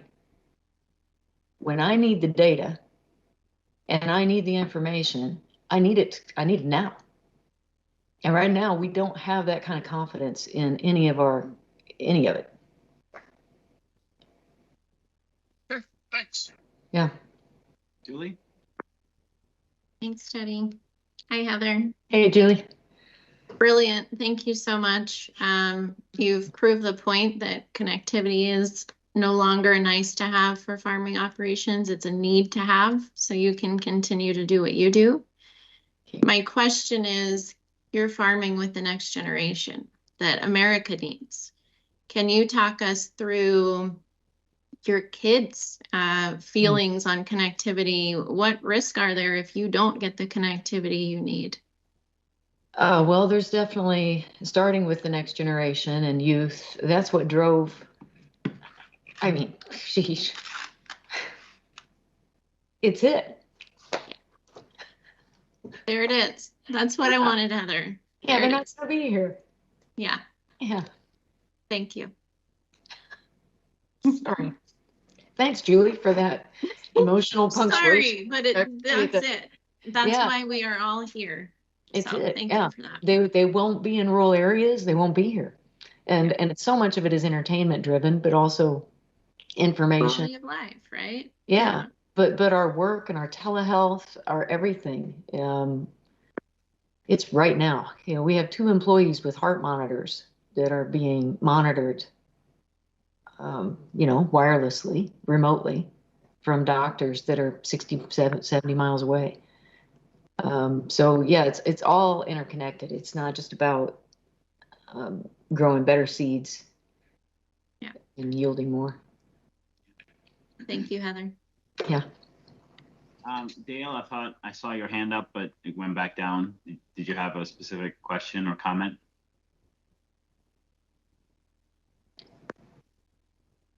I don't see him coming off mute. He was on the tractor, so he might be in a dead spot. I saw that. I was like, impressive. That's our son had to come home last spring and finish the semester at college remotely, and he was on Zoom for many of his college classes, while in the cab of sprayers and planters and everything. Yeah. Now, Dale, I see your hand back up again. I don't know if you're able to come off mute. It's probably going to be kind of loud here. Heather, the question I have for you is, I've wondered if on the input side for our information, for our scale tickets, if our boxes of chemicals either had a QR code or a barcode that we could utilize with our cell phone to input that data of what that those input objects were into our financial data. Do you know of any program like that that's out there? Well, that's a really good question, Dale, from a user standpoint. So with ag retailers, I know that SSI and AgVance has some good software for tracking at least quantities. I don't know about value, but that's where we can now interop, at least on the grain contract delivery side, through our cooperative, through a phone app on that. But we're tracking that now through almost 3 different methods, because that doesn't necessarily translate to what we have to report to the regulatory agencies. So we still have additional data tracking on that. Now, from a value and a dollars and cents side, I'm not aware of a QR code piece. I do know that Traction Ag had fairly recently closed their merger with Granular. And so that's a combination of accounting and production software. And we're very early in the stage of stepping into that, as in Heather still needs to set up all her passwords to get into the new system that early in the stage. Although our employees, that's interesting, they made the shift and we're just continuing to enter data like, well, it's just another day for me from the app on their phone. But the back office side is more robust in terms of what we can see. So I think, to my knowledge, those two systems are as close to anything in terms of help us assign value, dollar value. And then it seems that some companies, again, I know Ryan's on the line, but I'm going to give a plug to John Deere because they have really worked. Yes, they got some proprietary stuff, and I get it, but they've also worked with APIs to work across software platforms to be able to share data. So at least you can look at that. Is that a DK rib variety that you're planting this morning? And how do we get that through Operations Center into some other sort of production software? And so I think I have confidence. I know they're asking questions and they're seeking out the relationships. And I think other companies are doing the same.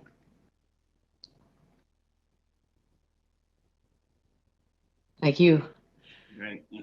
So thumbs up. So Heather, thank you so much for that presentation. That was terrific. I think we really enjoyed it with the video. I know you thought it was just going to be 15 minutes, but here we are 50 minutes later. Yeah, I know. I didn't think anybody would have any questions. They're like, oh yeah, break, woohoo. that was great. Thank you for taking the time, not only to make the video, but also thank everybody on the staff there to participate. And I think this was really good inputs, not just for the task force, but even all the working groups. And I saw even questions from the different working groups as it relates to their area. So that was great. Great. Thank you very much for the opportunity. Absolutely. Okay, so we are at 11:26 Eastern. Let's do this. Let's take a 9-minute break. We'll get back at 11:35 Eastern, 10:35 Central, and we'll move on to our next presentation. Thank you.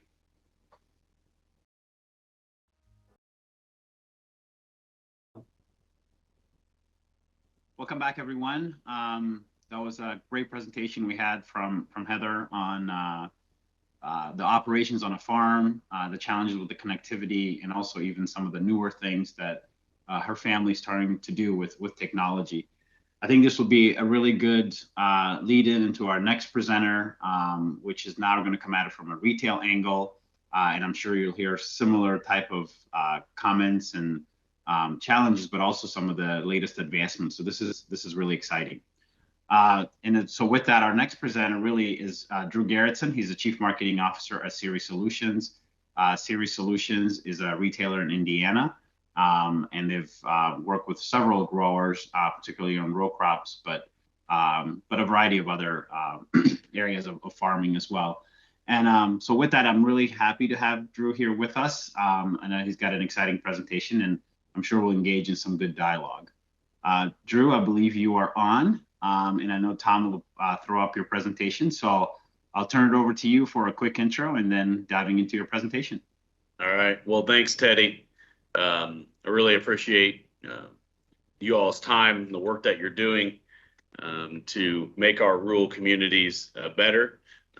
And we're going to talk through, as Teddy mentioned, some of the opportunities that we've seen in relation to creating technology opportunities for our farmer owners. As Teddy said, I'm the Chief Marketing Officer at Ceres Solutions, so I own all of our marketing and communications. I also own our digital strategy and our ag technology strategy, along with sustainability and stewardship. It falls into my responsibility. I've been in the cooperative system for about 15 years. Started my career with Ceres Solutions and actually went to work for the Land O'Lakes team and worked with Teddy for about 10 years at Land O'Lakes before coming back to the local co-op here in Indiana for about 2.5 or 3 years now. So, Teddy, should I share my screen or will this? I believe Tom will put it up for you, but let's. Okay. Oh, it's coming. There we go. Perfect. Okay. You can go ahead to the first slide. Series Solutions is a farmer-owned cooperative. We're nearly 100-year-old farmer cooperative based out of West Central Indiana. We're in the agronomy, feed, and energy inputs business and the last mile to the customer. Our job and the reason that we exist is to serve farmers and with agronomic inputs like fertilizer, seed, crop protection products, feed, and also our energy business. We work very closely as a reverse-owned system. We work very closely with our farmer owners and ultimately controlled by a board of directors that are those farmers focused on delivering success through expertise and customer-centric collaboration. You can go to the next slide. You can see that this is the footprint in which we exist, mostly in northern Indiana and the southern part of Michigan. The location that we're going to be talking about today, in which we have our IoT Innovation Hub, is on the left side of Indiana, or the west side of Indiana, and one of those green dots that's right on the Illinois-Indiana line is the area that we're going to be talking about today. So that'll give you an idea of kind of where we're coming from. Okay, go to the next slide. Just a little more about who we are from a series perspective. Obviously, helping farmers gain access to inputs is an important part of our business. We do that through service, through expertise, and through working closely with our business partners and our owners, which are our farmers. I think our focus is really on helping those farmers make profitable decisions and helping them gain access to the inputs that will allow them to be successful.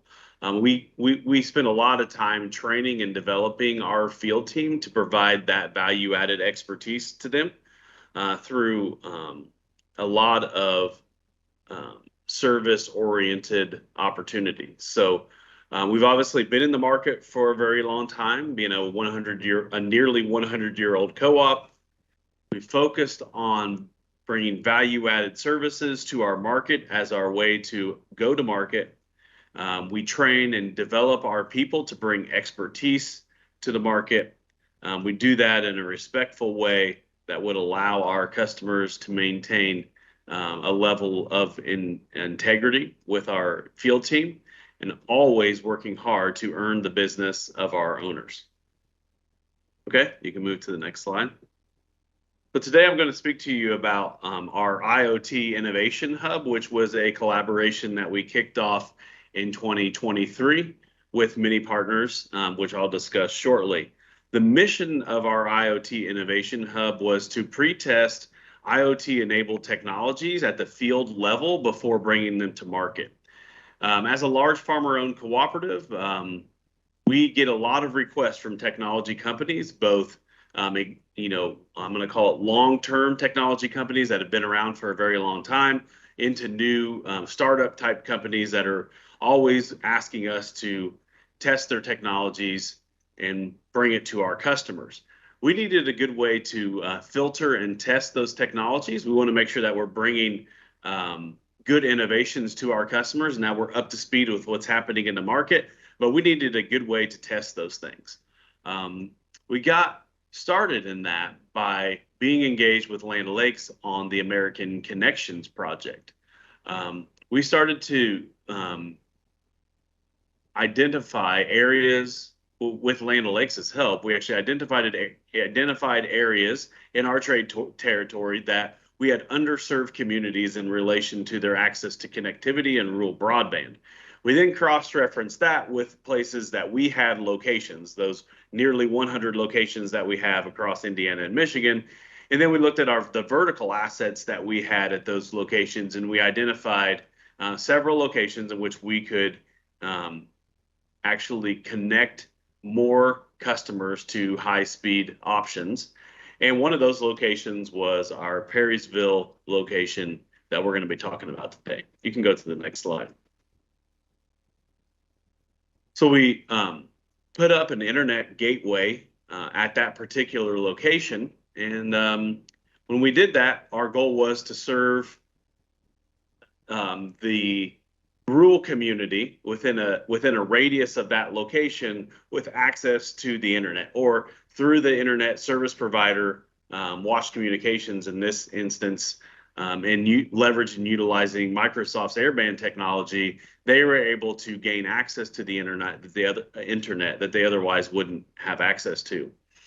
We got to thinking about that particular location in very rural Western Indiana, and it happened to be one of our hub technology locations in which that our technology team works out of. It also is adjacent to a Winfield United field research site called an answer plot.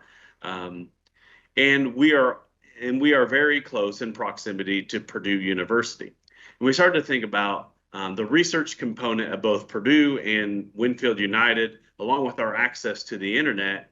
And we started to think about how we could leverage that internet gateway access to create a field level research plot for IoT enabled devices. That's kind of where the idea came from. It just happened to be that we had this unique spot. We happened to already be working on developing out or we had a need for testing technology solutions, and we were developing out a collaboration that would allow us to serve customers in a region with access to the internet. So this is kind of the ecosystem that we looked at, and we said that we had an opportunity here. Okay, you can move to the next slide. Here's a picture of the actual internet gateway itself on top of our seed lake. So this particular location is a hub for many parts of our business. It is most importantly, it's one of our largest seed hubs. So we sell seed to farmers, and we have 6 of these locations scattered through our territory, in which we bring in bulk soybeans and corn, and we serve the farmers in that about a 60-mile radius of this particular location. We also host our technology team. As I mentioned, out of this particular location, we have 3 or 4 of our team members positioned here to help serve our field team and our customers out of this location. And it also acts as a hub from one of our components of our energy business, which is the liquid propane business. So you can see at the top of this blue leg, those white square devices, that's actually the devices that we are using to broadcast the signal. And then we put, and we also you can see the research plot that's back on the back side of this particular location. That's the Winfield United answer plot. So we put in a LoRaWAN gateway just close to the field here that's connected to this particular vertical asset, which happens to be a seed leg. And that's how we broadcasted the signal to the research plot. You can go to the next slide. One of the things that we did when we started to think through this particular project was we had to be solving real-time challenges that exist both for farmers and for ag retail cooperatives like Series Solutions. In the ag business, more recently, our number one challenge has been finding access to labor. That's by far our number one problem. I'll give you an example of how we're starting to solve that problem with technology, and hence part of the impotence or the nexus for actually bringing this particular project online. About 5 years ago, we would hire about 12 part-time soil samplers to sample about 200 to 250,000 acres of soil every year. We use those soil samples to drive recommendations to farmers around how much fertility they should put on their fields. This is a project and drive around sustainability and stewardship instead of broadcast applying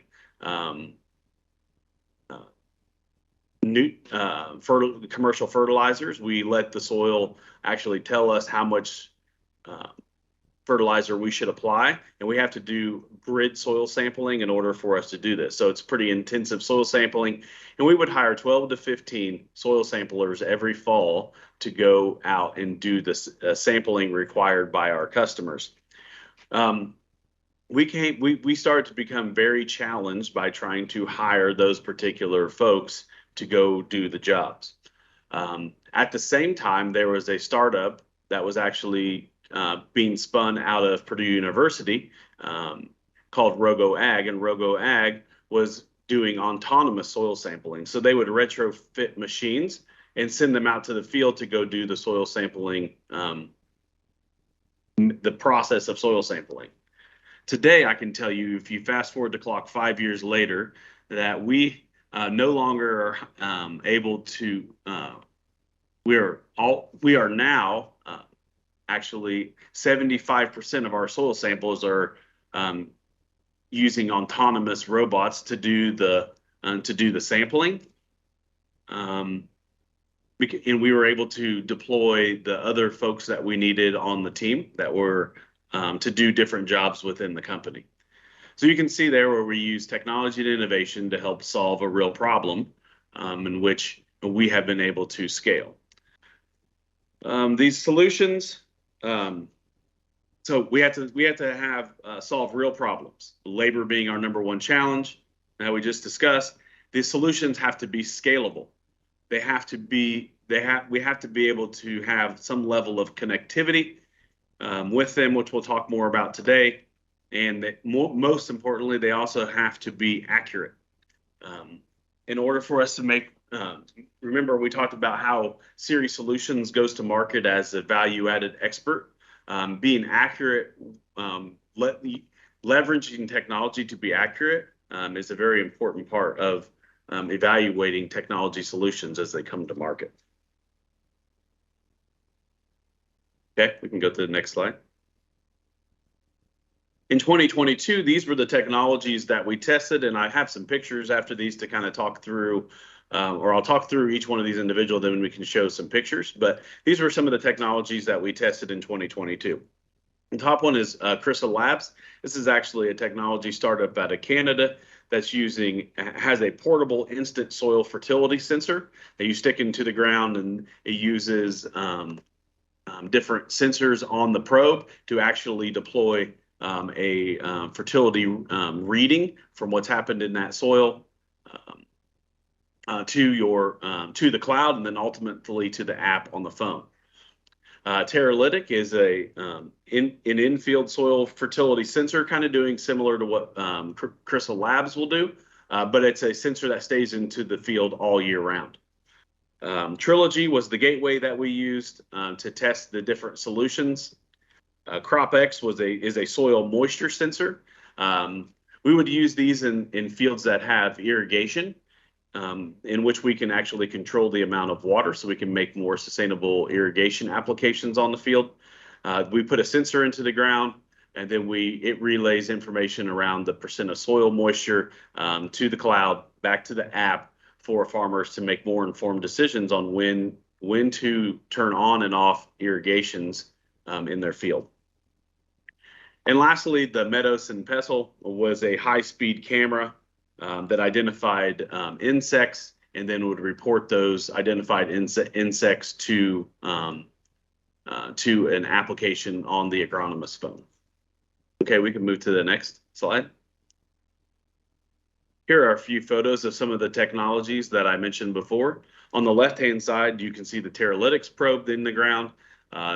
It's about 12 inches off the ground and sends a signal up to the gateway, and then the gateway then would relay that data onto the application for us to be able to see real-time nutrient levels as we move through the growing season. The picture on the right is actually a picture of two of our half of our drone fleet. We are in the process right now of applying to the FAA for licensing to do drone applications on crops. We look at this as an opportunity to help farmers that want their field sprayed that we can't get a large row crop sprayer into or an airplane into. So this is a DJI T30. It has a 30-foot spray width. We'll have our goal is to have 4 of these flying with pilots trained and certified this fall. We had this as part of our Innovation Hub showcase, which I'll talk about more here, that we did last September. Okay, you can move to the next slide. The Crystal Labs probe is on the left. This is that portable instant soil fertility sensor. If you think about how one of the biggest challenges is labor, one of the other big challenges is timing. For soil sampling today, we have to pull a soil core out of the ground. It's about 6 to 8 inch core. We put it into a baggie, then we ship it off to a lab, and somewhere between 3 to 5 days later, we actually get the results of that soil sample. That time lag can be a real challenge sometimes from an operational perspective for farmers as they want to get their work done in a timely manner in the fall. This probe would allow us to do instant soil sample levels or soil fertility levels and nutritional levels, in which we could write recommendations on the spot. This is a really cool technology. I think it's got a lot of upside. Right now, we see a lot of use in this technology solution in kind of an in-season standpoint, where we can do where we're combining this solution with a scouting type solution or trying to figure out an issue that may be happening in the field. On the right-hand side is that the MetaPestle, the high-speed camera that identifies insects. You can see there is a insect trap is the yellow sticky pad. It actually would have some pheromones that would attract insects. They would hit the sticky trap and get stuck. The camera then would take a picture of them.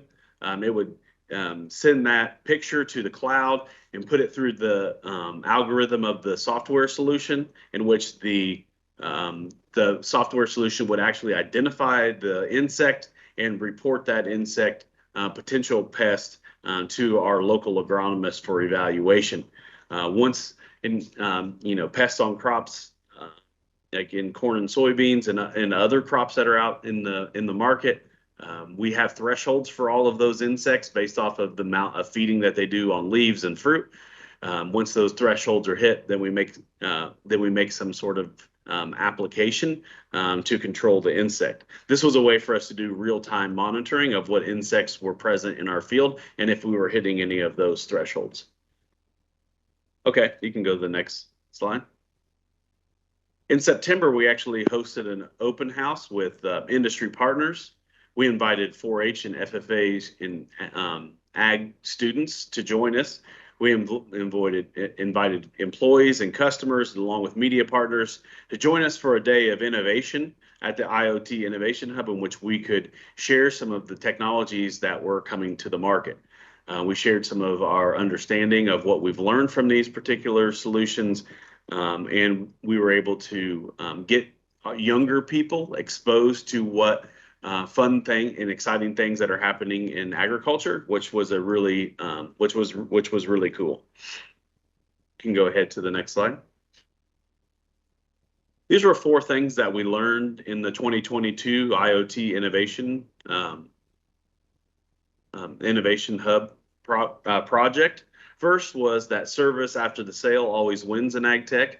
I think when you think about the bigger picture with technology, so a lot of the technologies that come to market are pretty easy, and the users of those technologies tend to find a way to figure those technologies out. But in agriculture, there's an expectation by farmers to service those technologies. I believe that technologies that will win as they come to the market will ones that will have good people and service that will stand behind their product and help farmers on board and scale their solutions as they come to their farm. Second one was don't be a solution looking for a problem. Sometimes when new technology solutions actually come to the market, you can see them that they don't always focus on actually solving a real problem. They have some they can have value to what they're doing, but don't be a solution looking for a problem. figure out what the problem is and actually go try to solve for it first. One of the most important parts of these takeaways is how important connectivity is and how critical it is for the utility of these solutions. We actually, we set this up in an environment in which we had incredible connectivity. But I can tell you that some of these solutions will continue to work really good outside of the lower WAN, and some of these solutions won't. So we have to think about how important that connectivity is. And also, the technology solutions that are coming to the market will continue to become more and more sophisticated. As you can see in this picture, we actually we asked the Solentech team, which is a startup out of Brazil, whose U.S. headquarters are in West Lafayette, Indiana, to bring their robot to our Innovation Day as part of showcasing technologies that are coming to the market. Although we didn't test this particular solution in our IoT Innovation Hub, this was some technology that we did test in some of our customers' fields this past growing season. This type of technology roams the field from planting all the way through harvest, continuing to identify and monitor the crop throughout the season, bringing recommendations to the user around what type of applications should be happening to the field. You can see that with the amount of technology that this particular robot would have on it, that connectivity is critical for the utility of an advanced solution like this. So investing and continuing to invest and upgrade in our infrastructure will be critical for our farmers as we move forward, as we think about the investment in rural broadband for our farmers and rural communities to remain competitive in the future. The last takeaway was the collaboration with partners is a really important piece. We happen to have great partners in this particular solution, both Land O'Lakes, Purdue University, Watch Communications, Microsoft, and a few others that really helped make this project work. And I think that's one of the things that is really special about agriculture is our willingness to work together to help solve. We're all working towards, a safe and affordable food supply chain. And when you get partners working together in collaboration, you can see a lot of success from those types of things. You can go ahead to the next slide. As we think about our IoT Innovation Hub, what I'm calling 2.0, which will happen here in 2023, these are the things that we're focused on as we move into that particular project. One, we have to continue to leverage our key partnerships. Both Land O'Lakes and Purdue will continue to be key partners in delivering technology solutions that are valuable, that we can test to see if they will be valuable to our customers long term. We want to engage younger people more. So we want to engage students throughout the process. We'll be working with local FFA chapters and 4-H clubs to expose them to the IoT Innovation Hub as we move through the process. We also want to connect with innovative and young farmers and get their opinions and insights into technology solutions that we may not be looking at yet. And then we want to continue to replicate the processes that we put in the rigor that we put the technology solutions through, all made possible because of the connectivity that we're able to see through the gateway there at our IoT Innovation Hub. You can go to the next slide. So that concludes my presentation today. I want to thank you all for taking the time to listen to some of the things that we're working on here in Indiana. I also have my contact information on the slide, and happy to answer any questions that you all may have now, or things that you think of later. You can jot down my email address and please reach out. Thank you, Drew. That was really great, and thank you for going through that. Again, for the audience, if you have questions, please raise your hand and I'll call upon you. First question you have up is Dr. Adeline. Drew, thanks. It was a great presentation. And so for the piece that I work with on the mapping, what came out to me was as we look at connectivity in the field, and the number of IoT devices that you see might be deployed, we talk about validating the connectivity within that field location. And right now we are talking about grid size. Yep. Because you can't, the ability to validate every square inch seems a little bit out of possibilities. So as you work on deploying these devices, what would be a somewhat reasonable, in your point of view, on if I could validate down to 100 acres, if I could validate in a point down to 40 acres, 10 acres, 1 acre, where do you think that might lie? That's actually a really insightful question, so I appreciate that. But one of the things you got to think about is when we measure things so we can control things is the way I look at it. And you got to look at what equipment and management practices do you have to actually make the action or do the management of it. And right now, I would say the solutions that are in the market, although they are increasing their ability around precision, they only have so much ability to manage down to a smaller amount. So when we talk about the industry has landed that a 2.5 acre grid sample is the most appropriate thing. I mean, that's a standard in the industry. There's probably arguments to be made that it should be higher. As the variability across the soil actually decreases, but as variability increases, you could make an argument that the grid size needs to go down. But you have to remember that the equipment that you're going to make the applications on are using 100 to 150 foot booms to make the application. So you can only be so precise. Now, I will be bold enough to make a prediction that as we move forward, I believe that with automation and robotics, we will actually be able to tackle the problem of being more precise because we'll have less, I'm going to call it man-driven machines that are actually in the field. We'll have smaller machines that can be more precise, that are robotic or automated, that will allow us to control down at a lower level. Still, I would say increasing the demand for connectivity, because not only are we trying to measure, we're also trying to control machinery and robotics at the same level, and we need that connectivity in order for us to be able to do those things. So looking at your crystal ball, when does that occur? Well, I got asked to present. I actually got asked to present about 3 years ago to a group of farmers around what farming would look like in 2040. And I was like, well, this is kind of like predicting the weather a little bit. You can't really be too wrong, because 2040 seemed at that time, that was 2019.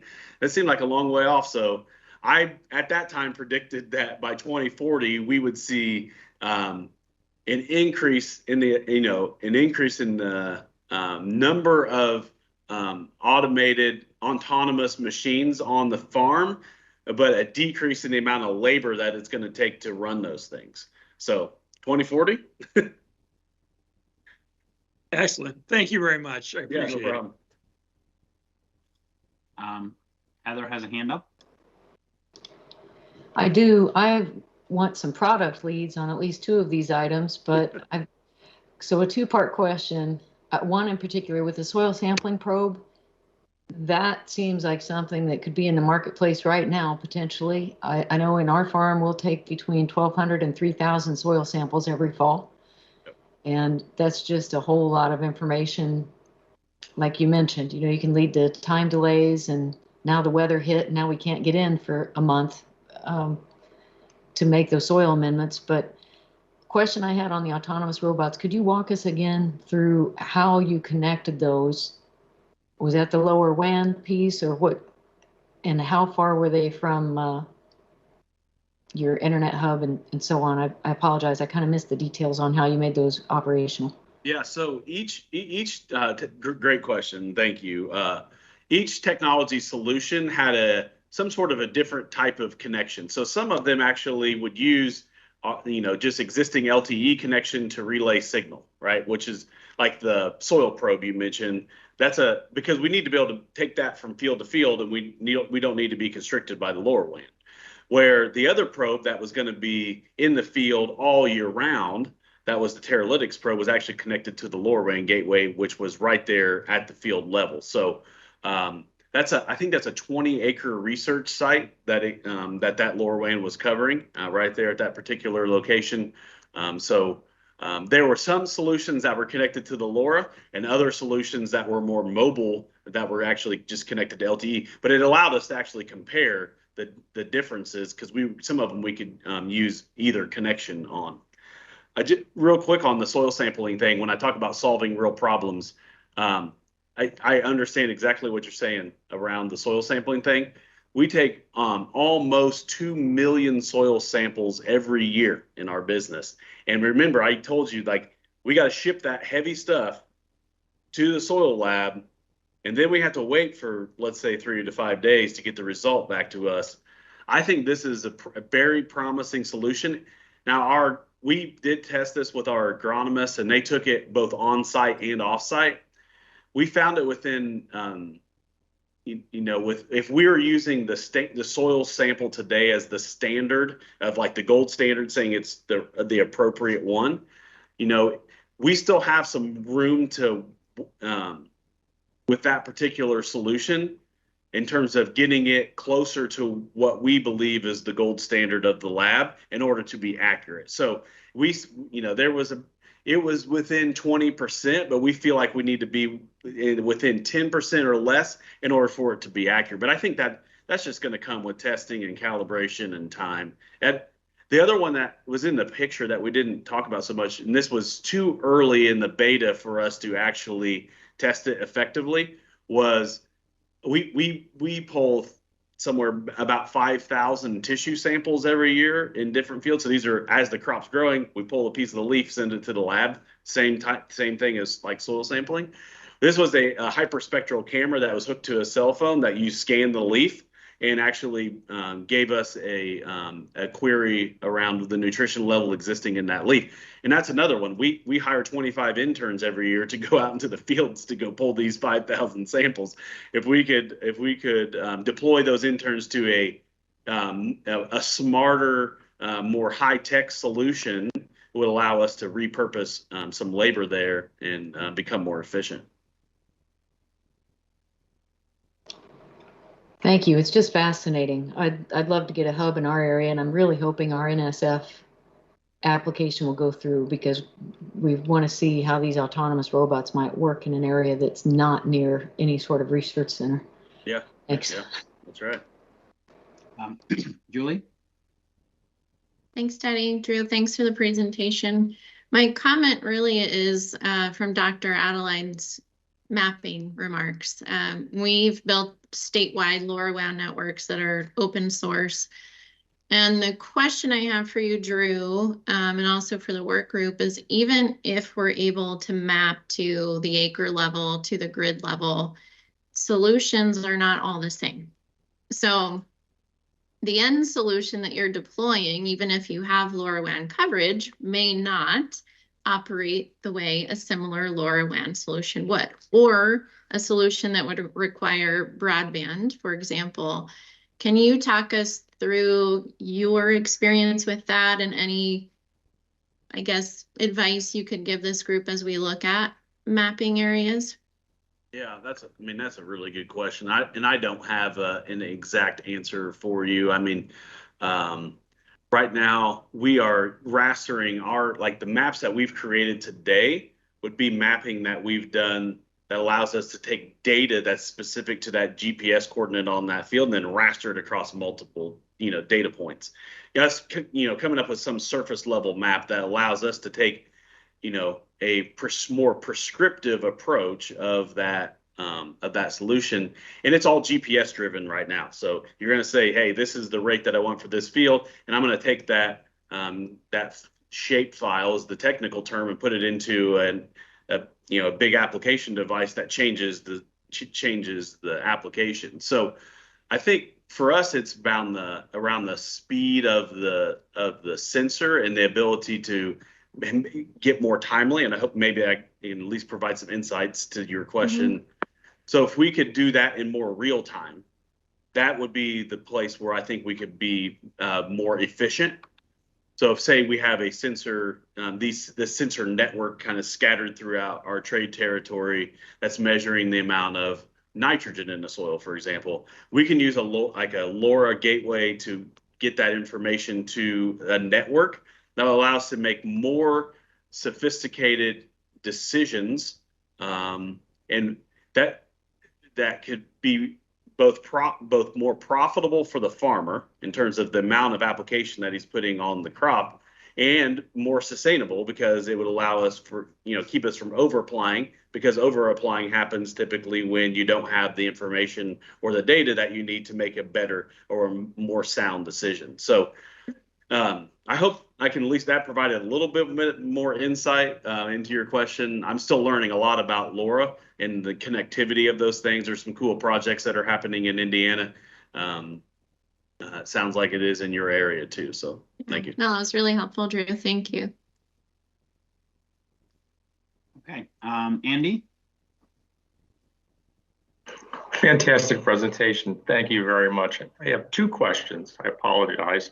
First question is with regard to your drone applications. We've had some conversations with others who are working in the agricultural space with drones who've suggested that coordination among different companies and among different aerial applicators is going to be an issue as drones become more prevalent in agriculture, and that there may be some need for more of an automated way to work with other applicators, FAA, et cetera, as drones are increasingly used. Do you have any insight into that? Do you have any experience there?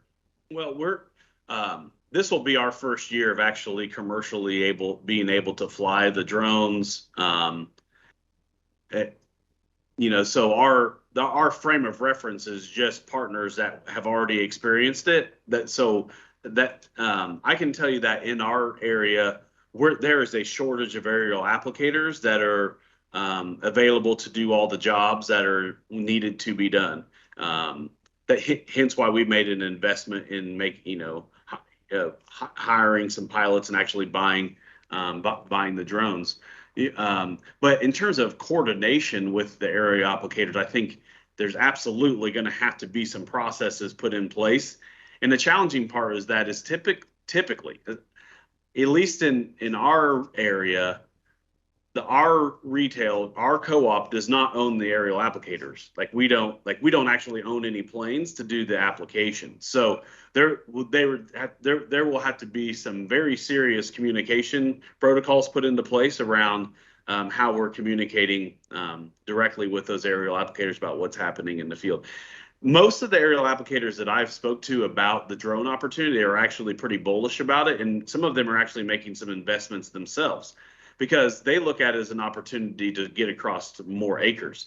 There are acres that they can't, some of them they can't fly into, like we have a lot of windmills in Northwest Indiana, and they don't some of them are put in like lines on a map where they can actually fly pretty effectively. Other ones are just kind of scattered on the map, and that challenges aerial applicators. We also have obviously a lot of power plants in southern Indiana, so a lot of power lines that are coming out of those things. So we have a lot of acres that go untreated, and those farmers want those acres treated, but the aerial applicators aren't willing to fly in those fields, or sometimes they just physically can't fly in those fields. So it's a safety concern. And then we have, if you think about field size, aerial applicators, the bigger the field, typically the better they can do in terms of getting an application in. So we think the drones are a spot where they can fit into smaller size fields where getting the larger equipment is a challenge sometimes. But yeah, the coordination with those aerial applicators and kind of that communication is going to be a pretty critical component that we'll have to work on. I'll be able to report back next year on how well that went. I'll put it that way. That's great. Okay, and then the second question is, we've had some communication with autonomous agricultural equipment manufacturers, and some of the conversation revolved around what happens when autonomous vehicles come across an unforeseen obstacle. A human in the field, or an animal, or a fence post that wasn't reported, et cetera. And in your early experience, can you discuss a little bit about that and how a need for continuous communication is going to be important for autonomous operations? Yeah. I mean, obviously there's technology solutions on the devices that typically help solve for that problem. I'm sure that those solutions, like obstacle avoidance on our drones, for example, I've seen them work, like personally seen them work, and the safety precautions that they have in place allow them to not take off until there's clearance, or be able to see other obstacles that are in the field. Technology is an amazing thing, and I've actually seen it work very well, but I would say that there will certainly be problems. There's no doubt about it. We've started a plan for that in our business already, in terms of making sure that we have safety protocols and our, the insurance and all of those things lined up, because I think, the technology is good, but I think they can always be better. And there, we need to continue to evaluate those types of technology solutions, and make sure that they're doing the job that we expect them to. Great, thank you. And Dr. Adeline has a follow-up question. Okay. So Drew, what came to me is, as you evaluate these devices, are you looking at the security of the device and the security of the data streams that you produce?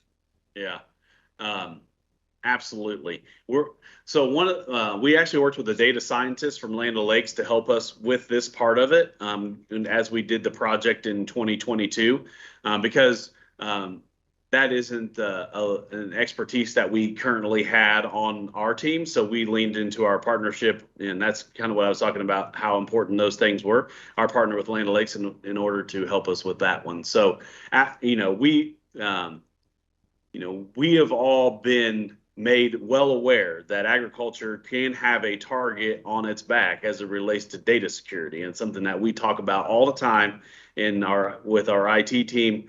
And it was something that was front and center as we worked through this as well. We didn't experience any issues this past year, but it was certainly part of the testing of the solution. It was part of the rubric in the testing. Excellent. Thank you very much. Well, Drew, I don't see any other questions up, and I know we're going to be respectful of your time as well. So thank you very much for making the time, preparing the presentation, kind of summarizing it all. And I really appreciate you being here with us and sharing some of your experiences. And maybe we'll have you again next year, because it would be interesting to see some of the testing and some of the things you're putting in place and how that pans out. Thank you, Teddy. I appreciate the opportunity, and thank you all again for the work that you're doing to help get our rural communities connected in a meaningful way, specifically our farmers and ranchers across the United States. This is really important to the future success of national security and food security. So I really appreciate what you all are doing. Great. Thank you, Drew. Thanks. Appreciate it. Okay, everyone. So moving on to our agenda, the next piece is really taking a lunch break. It is 12:20 p.m. Eastern, 11:20 a.m. Central. Let's take a break and get back together at 1:15 p.m. Eastern, 12:15 p.m. Central. Thank you.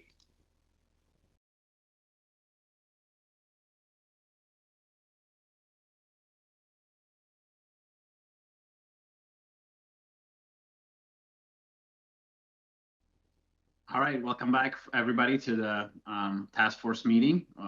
Hopefully everybody had a good lunch, had a little break. It's time to resume our agenda and get to the sort of afternoon session.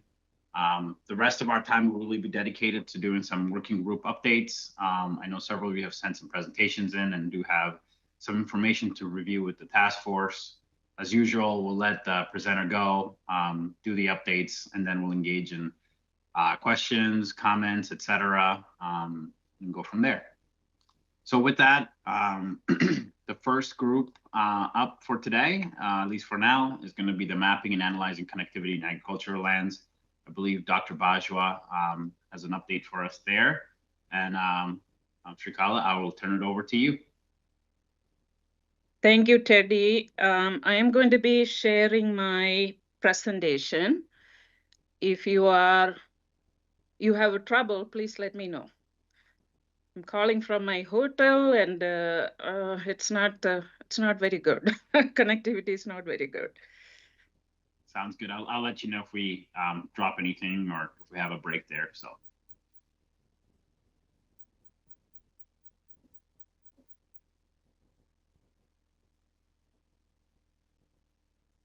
Can you see, please? Yes, the presentation's up. Okay. Well, let me go to the first slide here. But well, good afternoon, everybody. It's you know, I'm happy to bring the recommendation from our working group to the task force. Just to begin, you know, I serve as the chair, and today in this group I have our vice chair, Lynn Follensby, and also a member, Michael Adeline is a member of our working group. So, you know, both Lynn and Michael, please, you know, step in if, you know, if I am missing something or there are additional comments that need to be made. And we also have all the other members of the working group listed here.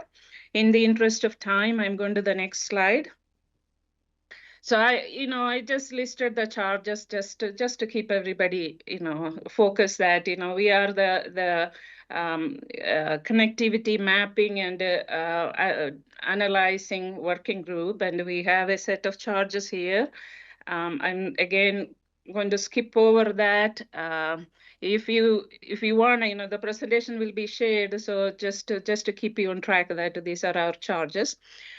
Since our last report has been made in November, we brought in 4 additional speakers or experts to talk to us.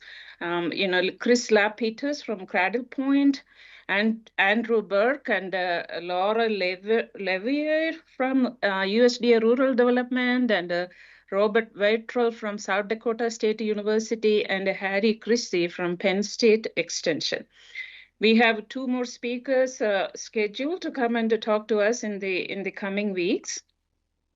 So we took, you know, we heard the speakers. We also have, you know, before the November meeting, we have FCC come and present to us about the BDC, and our own working group go and experiment with the BDC map. So based on that, our 4 subgroups who were went back and discussed, looked at our current. We made 4 recommendations, looked at those 4 recommendations, and brought back discussion points. So we don't have recommendations specifically, so I'm going to share those discussion points. So our first recommendation that was made last year was that. Have you moved forward in the slides? Because I think I'm still seeing the first slide. Okay, I am seeing the recommendation here. It may be so I want to ask Lynn, you want to share the presentation? It seems like I have some connectivity issue. I was just going to say I'm able to advance it on my own. People can follow along at the bottom with the little arrows, and you can navigate forward. Oh, okay. So in my screen, it is recommendation 1, slide recommendation 1. So Teddy, what is your suggestion? Are you able to advance, or should someone else share the presentation? I can get it. We can. Okay. If you can tell us which slide you're on, I think we can follow. Okay, I don't have it. Thomas it, so we can. So the slide with the title recommendation 1, I think it is the 4th maybe slide. Yep, we're there now. Okay. So I'm not going to go over the whole recommendation here, but our first recommendation in our report was that FCC should adopt a standardized set of required measurements or key performance indicators for all parties engaged in broadband data collection, and also utilize third-party software and data set in the effort to develop this broadband map for the country. There are some specific points, for clarity there. And next slide. After the subgroup went back and talked about that recommendation in light of the BDC map, here are some of the discussion points they brought back to the full working group. One is that, first of all, we want to congratulate FCC that it seemed to be a big lift to come up with this BDC map. And it is a great first attempt, and we acknowledge and appreciate that effort. However, we have some concerns there.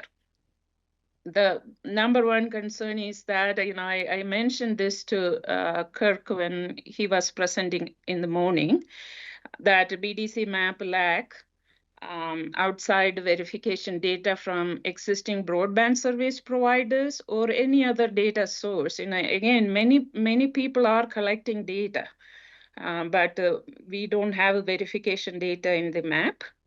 And also there is no clarity on how data from, when Kirk came to our working group and presented, where one of the slides showed that data from all these other sources are being used to generate this BDC map, but we are still wondering how data from multiple agencies and sources are being solicited and used. And from what I understand that from today's presentation, that only the provider data are currently used for generating the map, and other parties may have the opportunity through the challenge process to share the data. But it is a concern for our group.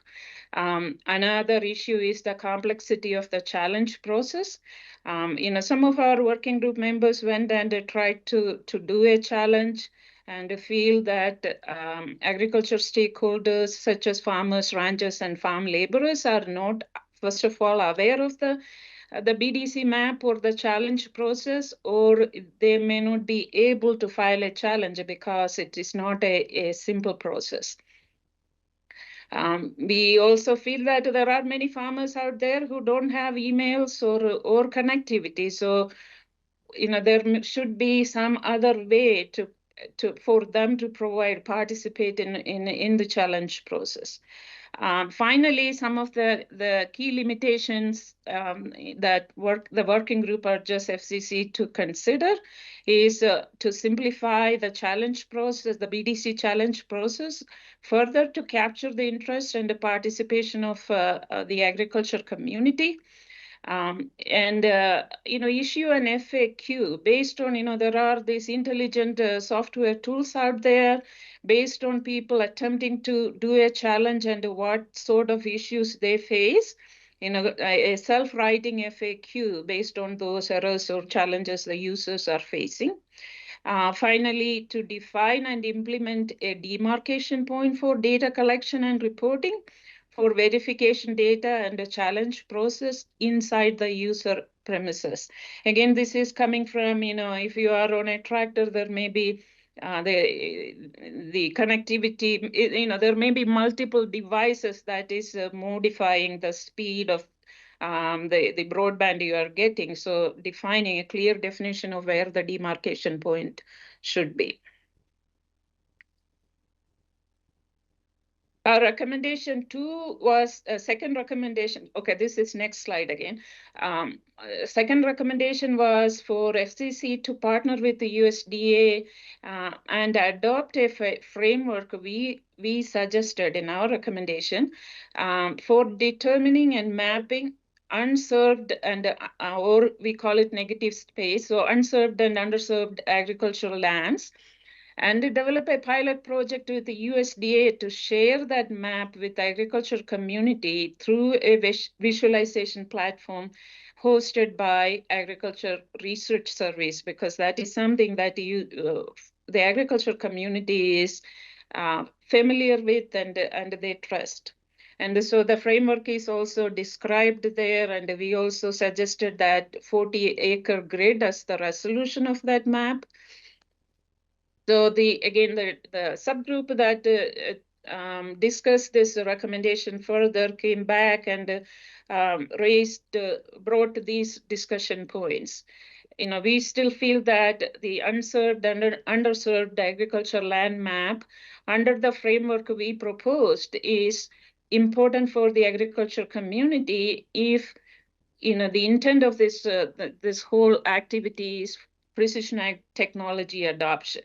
So some of the points, connectivity maps should have a base layer of agriculture lands generated from the USDA NAS cropland and USGS pasture land cover data, and should be hosted by USDA ARS for easy access by ag community. A separate layer, we are proposing a separate verification data map layer, should be included at a spatial resolution of 10 meters, depending on the availability of data. Again, in the current BDC data, you can zoom into the highest resolution and then you can zoom back. We are saying that if the the verification data are available, people should be able to zoom into a 10-meter resolution. If it is not available at 10 meter, you can go to the next, lower resolution. And then a challenge or the current BDC mobile map layer resolution, one of our members tested it and it seemed to be 25-acre grid. And that is a better resolution than what we proposed as a 40-acre resolution. So we are okay. We think that is adequate. Again, if we are suggesting that if verification data as a separate layer are available at a final resolution, the BDC map should have the ability to zoom into that final resolution. Again, 10 meter is proposed as the better resolution. Next slide. Our third recommendation was about the collaboration between multiple federal and state and tribal agencies. We proposed that under USDA guidance to establish an interagency coordinating council that will have FCC, NTIA, BIA, and U.S. Census Bureau, and the National Association of Counties and states, representation from multiple state, tribal, and federal or groups that are working in this mapping area, and that council reporting to the Congress about the progress of mapping and the connectivity. We also propose that within USDA, they should form an intra-agency task force, because within USDA there are multiple agencies that are working in the area, working with the farmers, working on broadband. So to form a task force, intra-agency task force to coordinate the activities between the USDA agencies. Again, in the next slide, please. So the discussion points on that recommendation is that we still feel that both the interagency and intra-agency collaboration across multiple federal, state, and tribal agencies are very important, because different groups are collecting data and it's currently not reflected in the BDC map. So some of the finer points here or sub points here is that agencies such as FCC, USDA, NTIA, etc., state, counties, and tribal nations should collaborate to combine data to create a more accurate map and to develop strategies to allocate resources, the broadband resources, for connectivity to benefit agriculture. The second point there is connectivity over agricultural land and agriculture structures must be verified and included in order to accelerate the precision ag technology adoption. If we don't know, that's why I asked that question today to Heather, that if farmers don't know what connectivity is there on their land, the technology adoption, or if they don't have a good connectivity, the precision ag technology adoption would definitely be negatively impacted. Then, we have a concern that the farming community are not participating in the challenge process in a big way. So one of the recommendation is to consider requiring connectivity data collection or verification data collection and reporting it as part of federal grants such as USDA and RCS EQUIP or there are conservation grants and there is FSA. If farmers go to FSA for insurance and things like that, make data collection, asking farmers to collect data and report it as a requirement to participate in these programs. The fourth point there is partnering with the land-grant universities. Land-grant universities can help quite a bit in ensuring that the agricultural community are participating in the challenge process and aware of what is happening regarding connectivity. So whether it's participating in challenge process or educating the farming community on connectivity data collection, land-grant universities, particularly extension, can provide quite a bit of help. So we are recommending that they be a partner in this effort. And also, lastly, providing sufficient resources and congressional authority to make these multi-agency partnerships to work. And after listening to Kirk today, and also making sure that giving that authority for FCC to address connectivity over agricultural lands, not just on these buildings.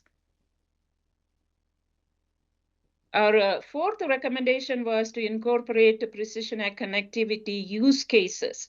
And we came up with the 3 use cases, real-time, large data, heavy data processing cases, asynchronous bulk data transfer cases, and also real-time telematics where the data rate could be low.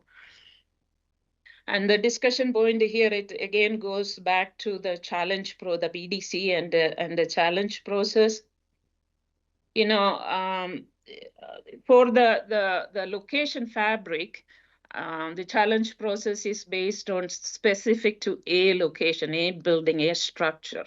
However, for mobile data, the grid is specified as a 25-acre hexagon. And this is making the challenge process for mobile data difficult. A challenger will have to collect multiple data points from each of this hexagonal area. And there is no easy way when you are on the ground to figure out where this hexagon is and help a farmer or somebody collecting data navigate on the field based on this 25-acre hexagon. Then another challenge is that there may be multiple providers that are providing coverage over an area or a farm area. And the producer may have service from just one provider. So there was questions about the clarity on how many challenges need to be filed for each specific hexagon based on number of points and based on number of providers that are covering that area.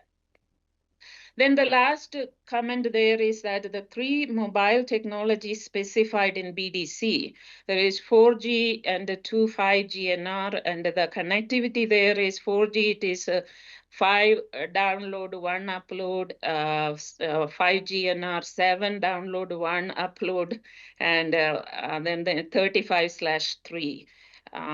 So these are not realistic speeds. You know, if you are using your cell phone, you may be getting, with these technologies in place, you may be getting much higher speed on the ground, over a farm. So if a farmer is trying to adopt or make a decision on a precision ag technology adoption, this map doesn't help, or it doesn't tell the full story. Again, this is bringing up the point that another layer of data, a verification data layer, showing what is the actual user experience in that area rather than what is the minimum connectivity capacity for these technologies, would be more helpful for precision agriculture technology adoption and for the precision ag use cases. So those are some of the discussion points around the 4 recommendations that we made. And that is my, I mean, there is one more slide there, which is the presenters from last year. So you don't need to think about or worry about it. But this is my last presentation or last point, and I'm open to take questions. I want to ask first Michael and Lynn, is there anything else I am missing here? Good job. Okay.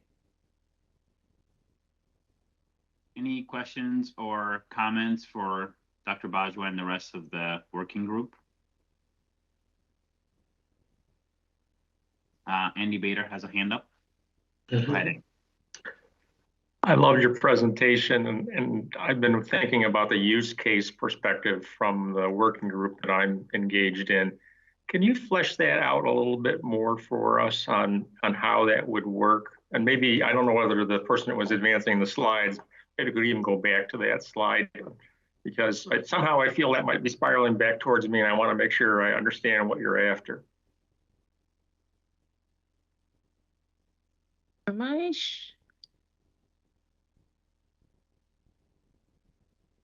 I'm not sure. Am I sharing the slide yet?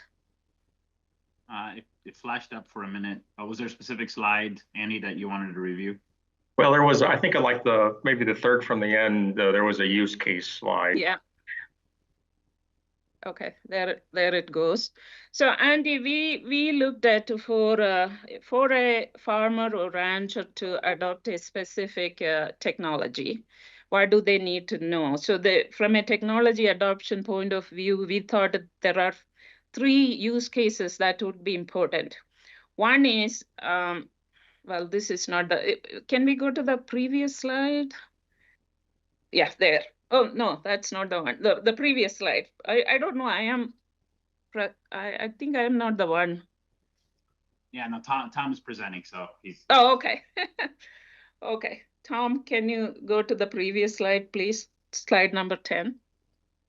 So the 3 cases that came up in our working group discussion. One is that real-time telematics, where your data transfer rate is small. You know, you are sending decisions. For example, you know, a farmer has a pivot irrigation system, you want to turn it on or turn it off. That is a real-time telematic decision. That's a small amount of data being moved through the internet, right? So that is one of the use case we talked about. Well, it is not changing. Our slide is not changing. The other is that you know, you have a drone. You're sending a drone to map your field, whether it's a soil or crop or your you are not going to make a real-time decision based on that data, and drones can collect quite a large amount of data. So your drone comes back and you want to transfer that data at night, you know, midnight, when, you know, the demand on internet is less, but this is a large amount of data that is being transferred into a cloud or into your server. So that is one of the use case, you know, large amount of data, but not real time transfer. It can happen at you know, a day later or hours later or once a week or whatever it is. The other case is real-time large amount of data transfer. You know, you may have seen some of these precision ag pictures where a drone is going in front of a tractor collecting some specific data, sending that information back to the tractor or back to a cloud, and the cloud is then making a decision and sending it to the tractor or the planter or the sprayer to make a real-time decision. In that case, you know, it's a large amount of data that is being transferred, but it is a real-time application. So those are the three use cases we talked about. Is that, does it answer your question, Andy? I think it does. I just would submit that for all of us to consider that these use cases may all happen on an individual field or in a farm. They may all happen during a crop year, or they may happen as crops are rotated, et cetera. And so I just have a little bit of worry that, you know, some might think, okay, this farm is only going to be this particular use case, or this will not happen in this field. And I do believe that in general, we are going to need high bandwidth and high speed just about everywhere. So that's just a perspective from my viewpoint. And Andy, I totally, you know, our group, I am speaking on behalf of our group totally agree with you. And the angle we came from is that, say, you know, we were thinking about somebody starting from scratch. They are looking at the technologies to adopt on their farm. You know, what are the technologies they are looking at, and what are the use cases they can go based on this connectivity data? Is it just turning on and off that irrigation system? You know, if they knew they have that particular use case, they can go for it.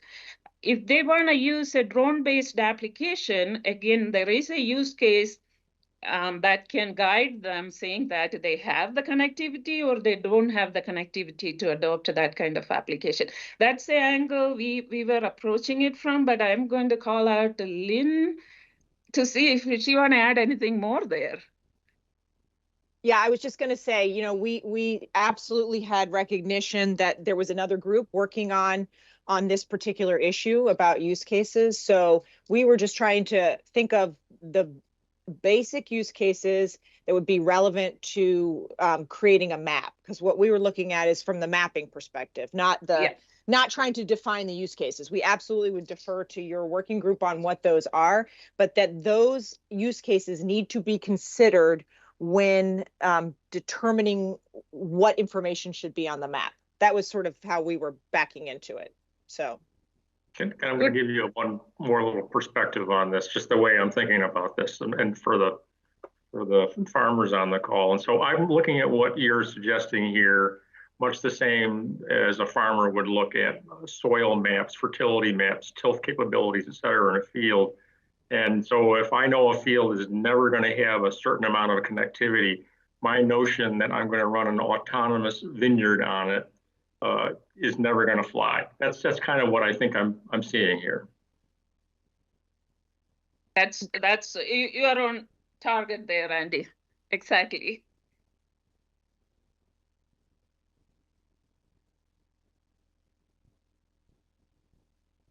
Okay, Michael Gomes has a question.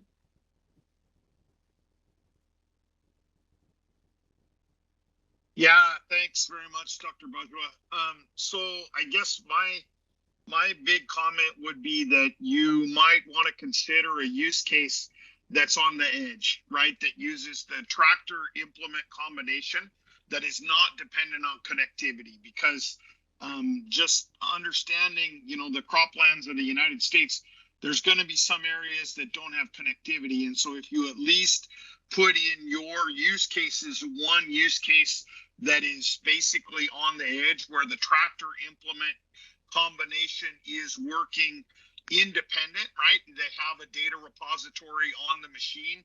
They're able to work and do things and then just offload their payload after the job or something like that. Because I think that there's a considerable data dump when you're putting the data in and the data out. But to me, for this to be dependent on 100% connectivity all the time, I think it just begs a little bit of not not quite as realistic as we need, right? Or what the edge case might be an interim step. I guess that's my only point.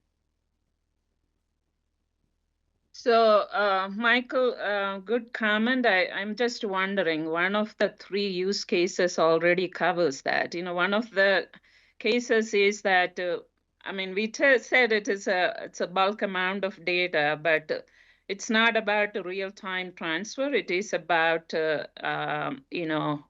infrequent data transfer. I'm just wondering, would it cover it, or you are thinking that there has to be? It may well. Yeah, to me, my thinking is like, for example, elements of See and Spray. You may cache a library of data onto the machine. The machine can work independently in the field, and then you report back when it's done, right? Some of those kinds of things. And so, if you believe that you've covered it, it's mostly a comment rather than a question. I just wanted to raise that as a consideration. Right, because I too love to talk about the need for connectivity all the time, but I also balance that with realism that you're only going to have 4G at best in certain areas. You may or may not have connectivity. Some of those pieces. That's all. Yeah.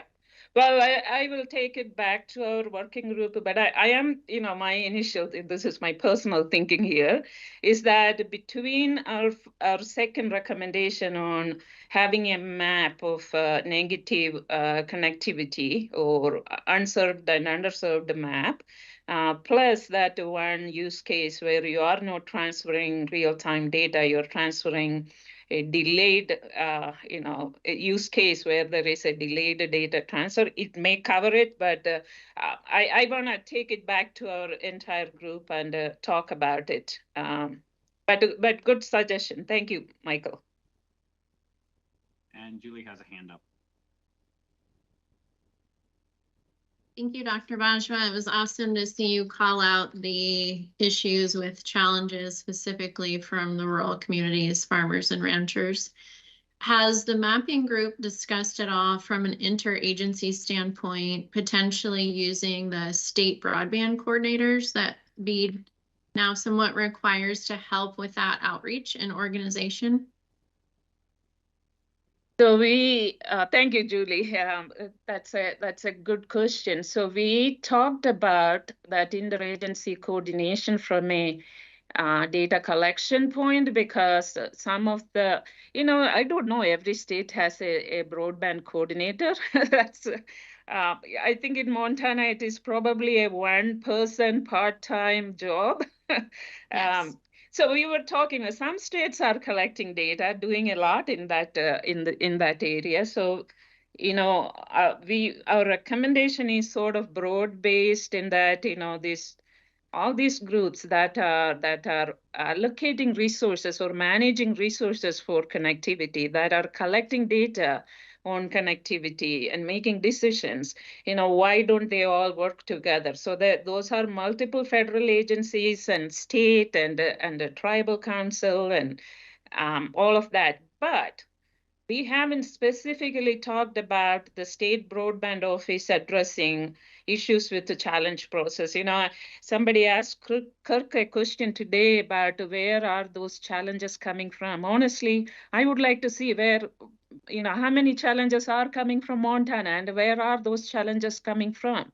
As a state, I haven't heard anything about any coordinated effort to participate in the challenge process.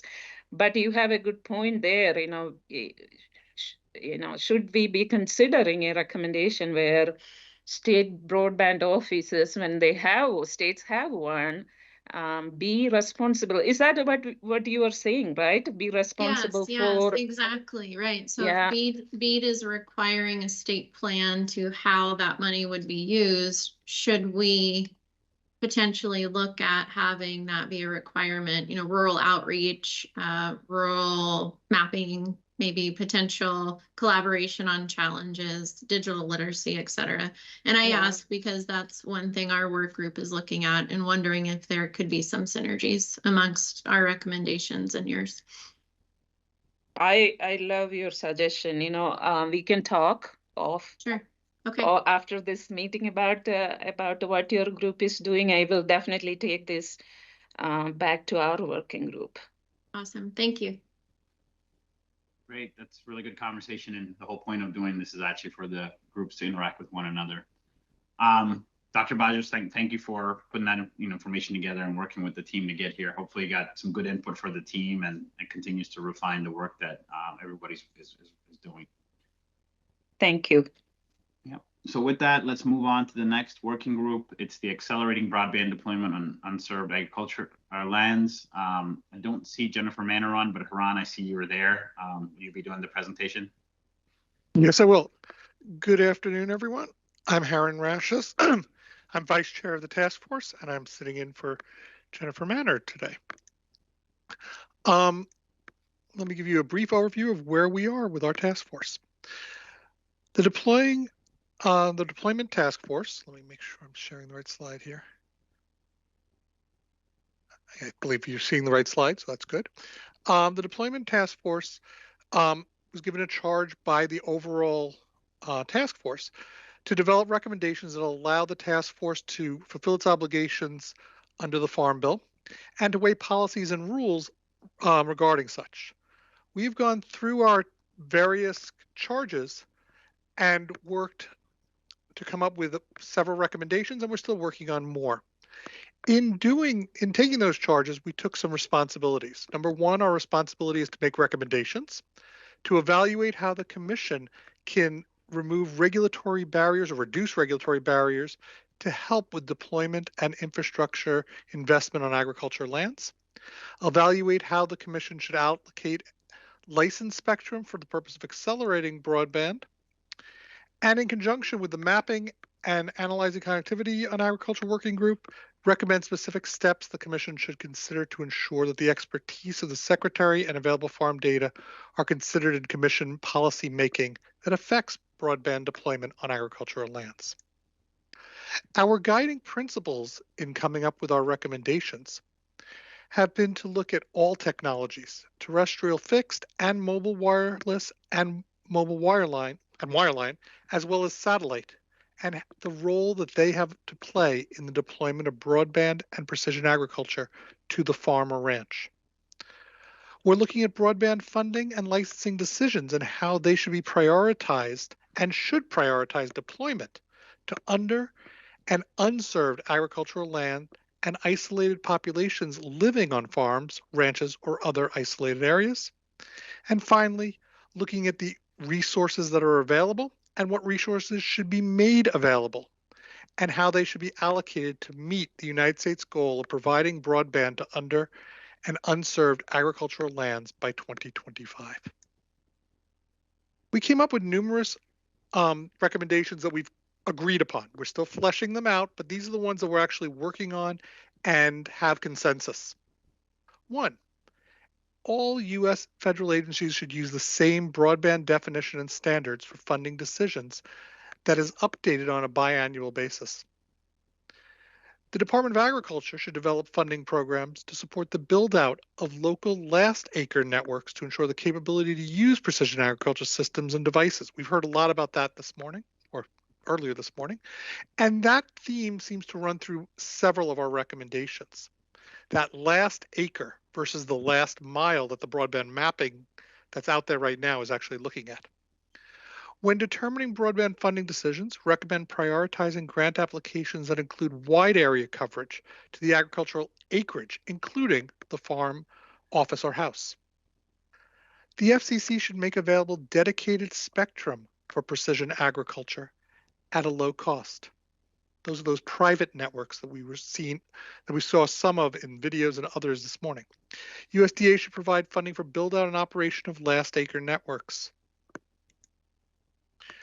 The FCC should continue to make available incentives to encourage precision agriculture and its deployment, and the FCC should revisit its broadband satellite coverage requirements for non-geostationary orbiting satellite systems to the extent technically feasible.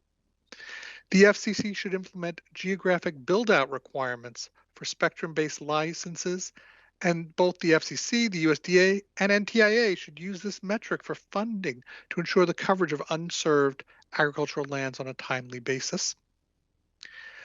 Those three agencies, again, the FCC, the NTIA, and the USDA, should require the use of interoperability standards as part of the funding process for precision agriculture and encourage the use of such standards through outreach. The FCC should strengthen its policies that require auction bidders to show the long-term sustainability and scalability of their proposed networks. Additional incentives should be placed to build out the rural land headquarters. The FCC and the USDA should work with stakeholders to build a playbook. Let's actually have a step-by-step playbook for the creation and operation of rural community-based nonprofit solutions, modeled after the NTIA playbook for broadband funding nationwide. The FCC, working with states and localities, should address zoning issues to ease regulatory and administrative burdens associated with deploying broadband networks. All of the permitting and other issues with laying cables, setting towers, establishing small cell sites, satellite base stations, etc. Increase speed and establish timelines in processing terrestrial, wireless, and satellite applications. We also have several recommendations that we haven't quite reached consensus yet that we're still working on. We'd like the FCC, the NTIA, and the USDA RUS to encourage and support state, local, tribal, and territorial agencies in their review and consideration of multiple broadband technologies, not just terrestrial.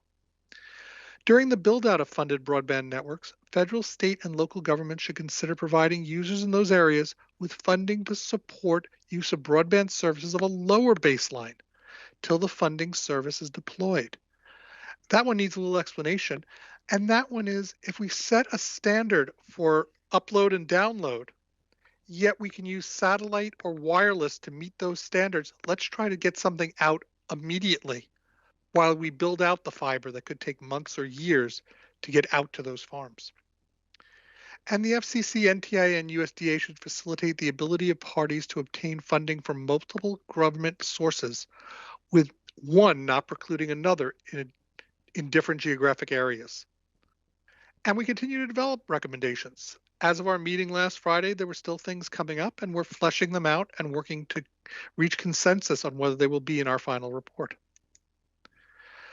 We have some additional speakers coming in the next few weeks.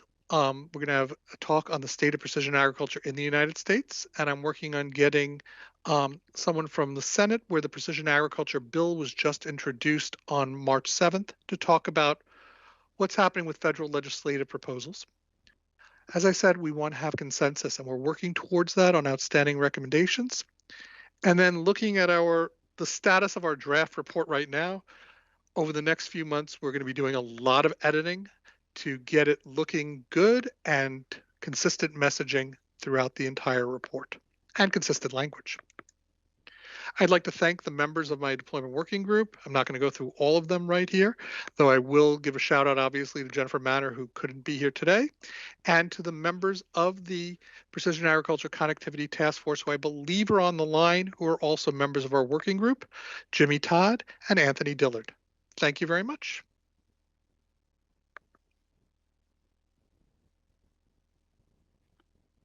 Thank you. Thank you, Ron. I do think we have is one question from Andy Bader. Go ahead, Andy.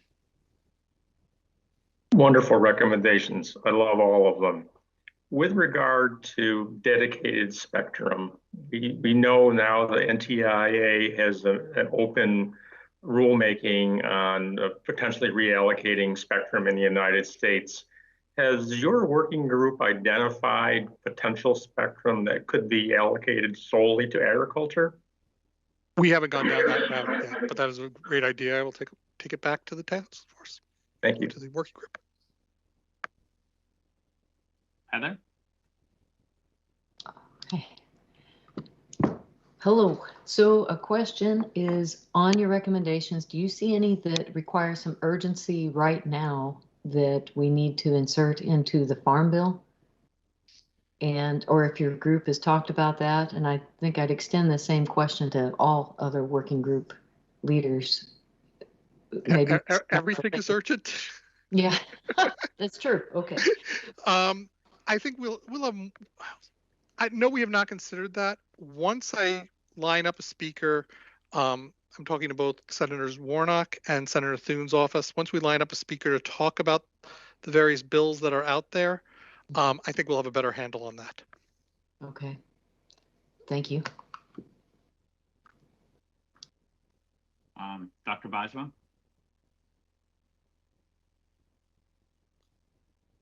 Karan, thank you for that excellent presentation. My question is about what do you need, as a deployment working group? What have you talked about? What are the kinds of map you need so that the resource allocation decisions are made based on the map? Has there been any kind of discussion about what is needed from the mapping side in order to make this deployment happen more efficiently to influence precision ag technology adoption? We had just recently spoken about that, I think in our meeting about 3-4 weeks ago. And the decision from the group was to bring in a speaker. And the FCC had recommended, and we had decided that rather than bring in our own speaker, we are asking all members of the working group to watch this morning's presentation on the FCC website, and then we'll discuss that more in depth at our next meeting. All right, thank you. Okay, and Julie? Ron, thank you. This is really in response to Heather's question as well. I do see some overlap in our previous recommendations, which were the USDA Reconnect should pivot to on-farm connectivity.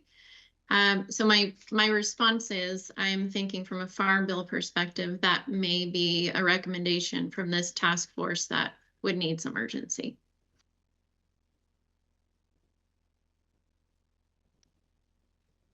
Thank you, Julie. Okay. I don't see any other hands up, so Ron, thank you for having me. Open the recommendations and look forward to as you guys get further into the refining those outcomes. Okay, moving on to the next working group update. That will be the examining current and future connectivity needs for precision agriculture. And Heather, I'll turn it over to you. Great, let's light it up. Now, am I supposed to be sharing screen, or will Tom be helping with that? Tom will probably share it as you sent it in. Okay, we'll let him go ahead and post the first item, slide number 1. And by way of thank you, this presentation would not be possible had it not been for the work of Vice Chair Joy Sterling and one of our committee working group members, Dan Maycock. So thank them both for a tremendous amount of background work, to the point where all I had to do was put some visuals in there and think about it a little bit. So are we getting close? My screen does not yet show. Yeah, it's not yet. Okay. Tom, are you able to share the screen? You're not able to see it? No, not yet. I see Joy. Hey, she made it. Here, let me see it now. Okay, sorry about that.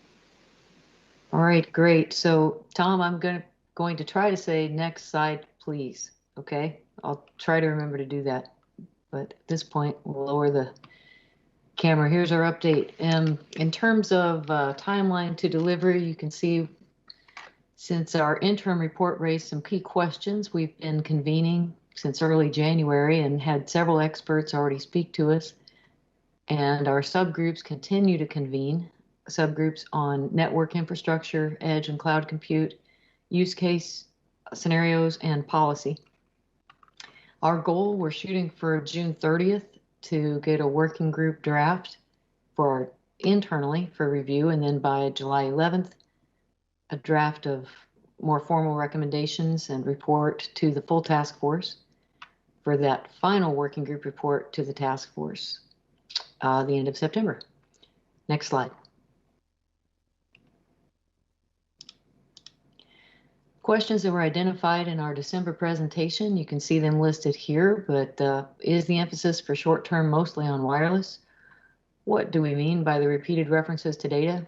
What we mean by farmers being at the core of technology decisions, and why is that important? The time for future-proofing begins with the 2023 Farm Bill.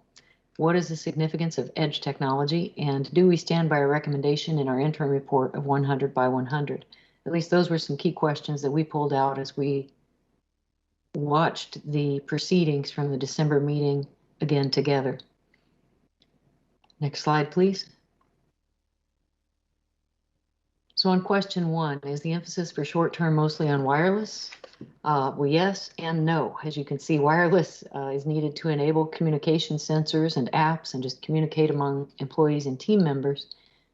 But no, we also need to be building now for fiber backhaul to support more robust computing now, as well as data gathering and analysis in the future. So it's agreed that the ability to coax large internet providers to lay down infrastructure to avoid having to use fixed wireless at rural locations nationally is a non-starter. But instead, providing high to moderate speed wireless is a large step in the right direction and could provide much needed relief to those areas hit hardest by a lack of adequate internet connectivity. We've found that the vast majority of ag-related technologies, such as sensors and farm equipment, handsets, that need connectivity can meet these needs by fixed wireless in the short to medium term at a lower bandwidth.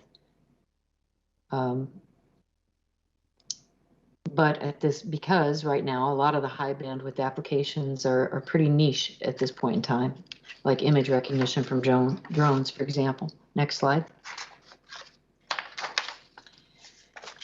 What do we mean by the repeated references to data? I think there are two dimensions where we consider that. One is time in terms of timeliness. So the idea of converting data into knowledge that you can take action on and the farmer can react and take immediate action. And then also quality is another dimension that is paramount. So getting good and reliable data and transitioning from collecting and analyzing that into leveraging artificial intelligence-based tools that can help us generate more knowledge and more insight. Some examples that we've come up with: food safety could be substantially enhanced with real-time testing for pathogens during harvest, connecting to the cloud and edge computing capability and allowing real-time decision-making to stop a contaminated harvest. It could improve food safety by advancing early detection and preventing contaminated crops from getting into the food chain.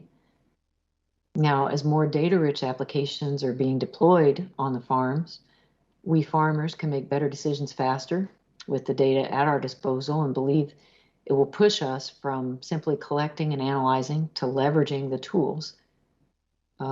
So such as, and here Dan threw in a nice term, GPT-4, which I'm sure everybody knows is generative, pre-trained, transformational. It's an advanced version of OpenAI's programming language model. I'm sure everybody talks about that at their supper table. But we want to move from that to Q&A based knowledge generation to drive greater demand for data that works at the atomic level in greater quantities and more diverse sources. Next slide, please. What do we mean by farmers being at the core of technology decisions, and why is that important? Well, the buck stops at the end user of that technology to help drive greater revenues or efficiencies at the bottom line of the farm. So ultimately, it's about a value proposition, and it's about having complete control of our data.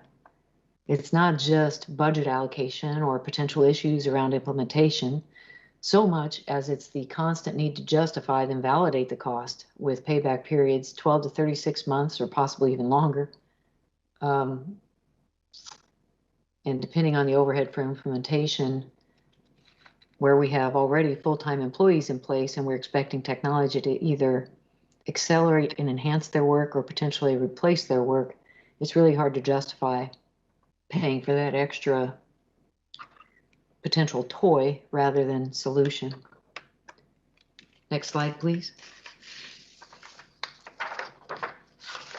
The time for future-proofing, in quotation marks, begins with the 2023 Farm Bill. So we have a call today to the task force to try to unite and pull together a series of recommendations that we can share, I would say right now, but within the next few weeks even, with members of the House and Senate Ag Committees. They were putting in their budget markers by the end of last week, and right now is the time to be discussing specific Farm Bill components that touch upon precision agriculture and the ecosystem that is required to make it work and realize its full potential.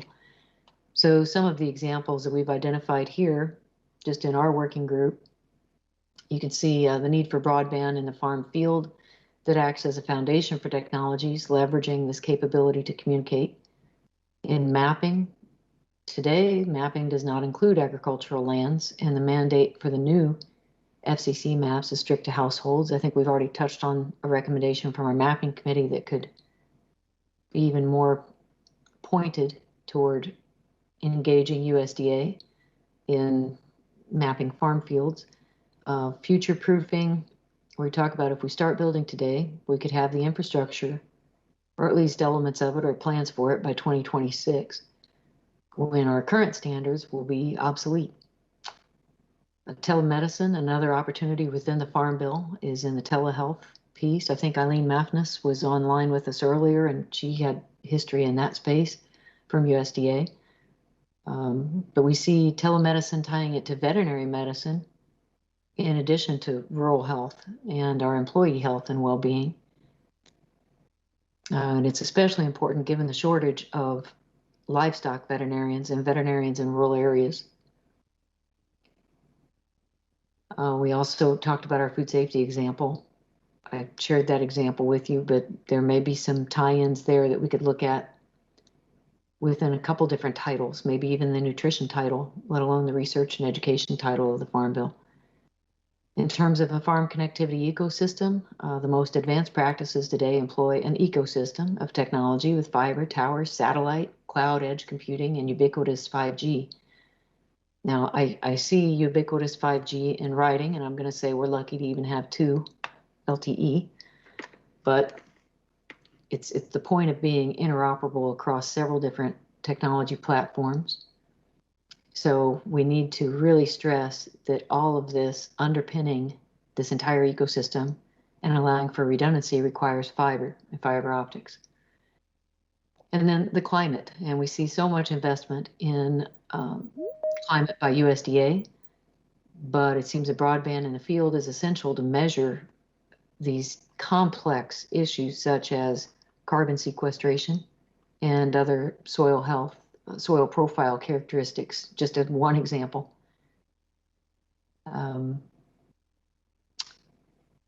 Then we've also noted the opportunities for research investments, whether that's through AFRI, the Ag and Food Research Initiative, or NIFA, National Institute for Food and Agriculture Research, or ARS funding, but further research investments in artificial intelligence and other innovations.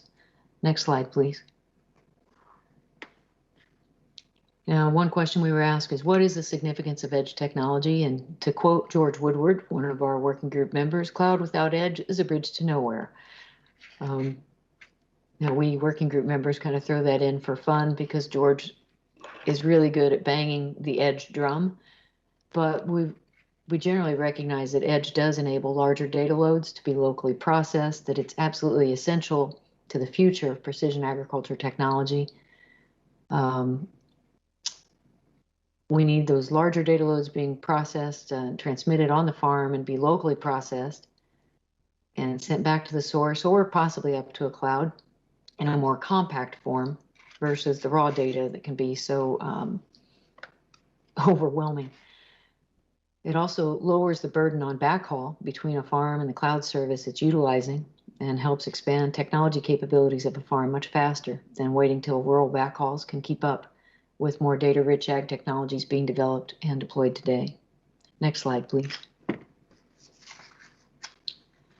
Do we stand by our recommendation in our interim report of 100 by 100? Yes, we do. Because it requires the ecosystem of technology. And we're going to see only more sensors, more technologies running at the same time. So it's not just one use case, it's multiple use cases. And there's a tendency to think the broadband needs of agriculture are relatively low in the farm field. For example, sufficient for GPS for an autonomous tractor or Internet of Things for sensors, but that does not consider the necessity of us being able to make real-time decisions based on actionable data gained by the technology. And as I mentioned, as the number of multiple things taking place at the same time increases, so will bandwidth needs. Edge capability is essential to wireless precision ag technology, and fiber is the foundation. No matter terrestrial or non-terrestrial, at some point, there has to be backhaul. We cannot emphasize that enough. And our goal is to expand deployment closer and closer to the farm with the capability of reaching as yet undreamed of speeds for the future. We understand we can't lay fiber to the tractor. We get that. But if we start building today, we could have the backhaul infrastructure built. Our most optimistic view is by 2026. Now that's all contingent on having the supplies to build it. So one of our statements, as Dan and Joy had helped with some of the background talking points, they're like 3 years from now, anything less than 100 by 100 would be obsolete. And all of our early presenters have emphasized to us, our working group, that we cannot underestimate the velocity of technological change and advancement. So future-proofing starts now. Next slide, please. So I put this one in for Teddy. He liked this photo, remembered it from earlier. Exploring and developing additional recommendations. You can see our short list here, but currently working to define our version of, this is what we're doing now in our ongoing conversations. And I'm just really pleased and proud and impressed by the work of our subgroups right now, because we're covering a lot of different watersheds, not just one. And I think really making some good headway, but we're working to define our version of connected interoperability at the field level with data sharing between equipment and farmer-owned and or contracted services. Both, as we heard from Accelerating Deployment and our connectivity group, we've both discussed internally and identified CBRS at various points in this evolution and a need for it in the ecosystem. And we may need to double down and get more specific on low-band language. A statement needs to be generated on why we need a national roaming standard and what this would mean and how it could work, because we think that's a key piece of the, I guess, more like the glue to hold everything together in the ecosystem. We also, the technology ecosystem for farm fields is relatively low bandwidth if considered in a bubble, but there needs to be backhaul, as we've emphasized, and cellular and underlying infrastructure need to be built simultaneously. So creating the cellular network required for specific farm or consortium of farms while bringing fiber closer and closer. One analogy we had is it's like building the transcontinental railway. So we start at both ends and meet in the middle. Now, some documents say national carriers are cannibalizing 3G to provide 4G, and that 5G doesn't exist in rural areas, which means 6G will not reach rural areas, and that is of great concern to us, particularly those of us who are on farms, living and working in rural areas every day.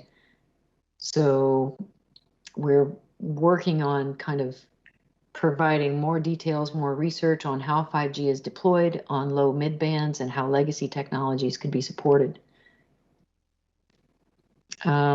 Spectrum, of course, is a non-renewable resource, and repurposing it is necessary to support the future growth of technology and the economy. You may recall in my presentation earlier today, as we looked at trying to even jump our fiber optic and extend it to our other headquarters, the tech consultants were telling us there's too much noise already in those lower bandwidths to be able to do that. So there's no ready-made solution for us anyway. We need to investigate the economics of edge computing. We still have that as a to-do list item. And we recognize that a lot of organizations that could benefit greatly from farm broadband and farm data are likely to be input providers and farming advisory companies, even though we want to keep the farmer at its center. And then we've also talked about the need for some form of autonomous certification process. So it's like autonomy ready and a way to ensure safety for the surrounding community as well as the operator themselves, and show that they have the technical capacity and capability to have autonomous operations. And I think that concludes our slides. Let's see. Yes, that's our last slide. Any questions?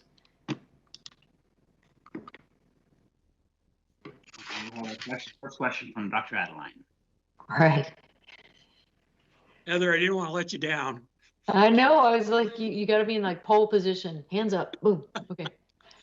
So as you talk about farmer-centered, so did you discuss this notion of, are you going to create blind spots because you're just doing farmer-centered?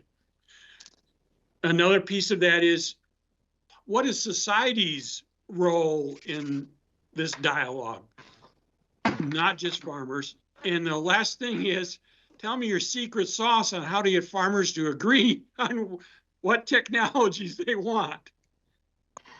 Follow the money on that one. That one I can answer. Okay.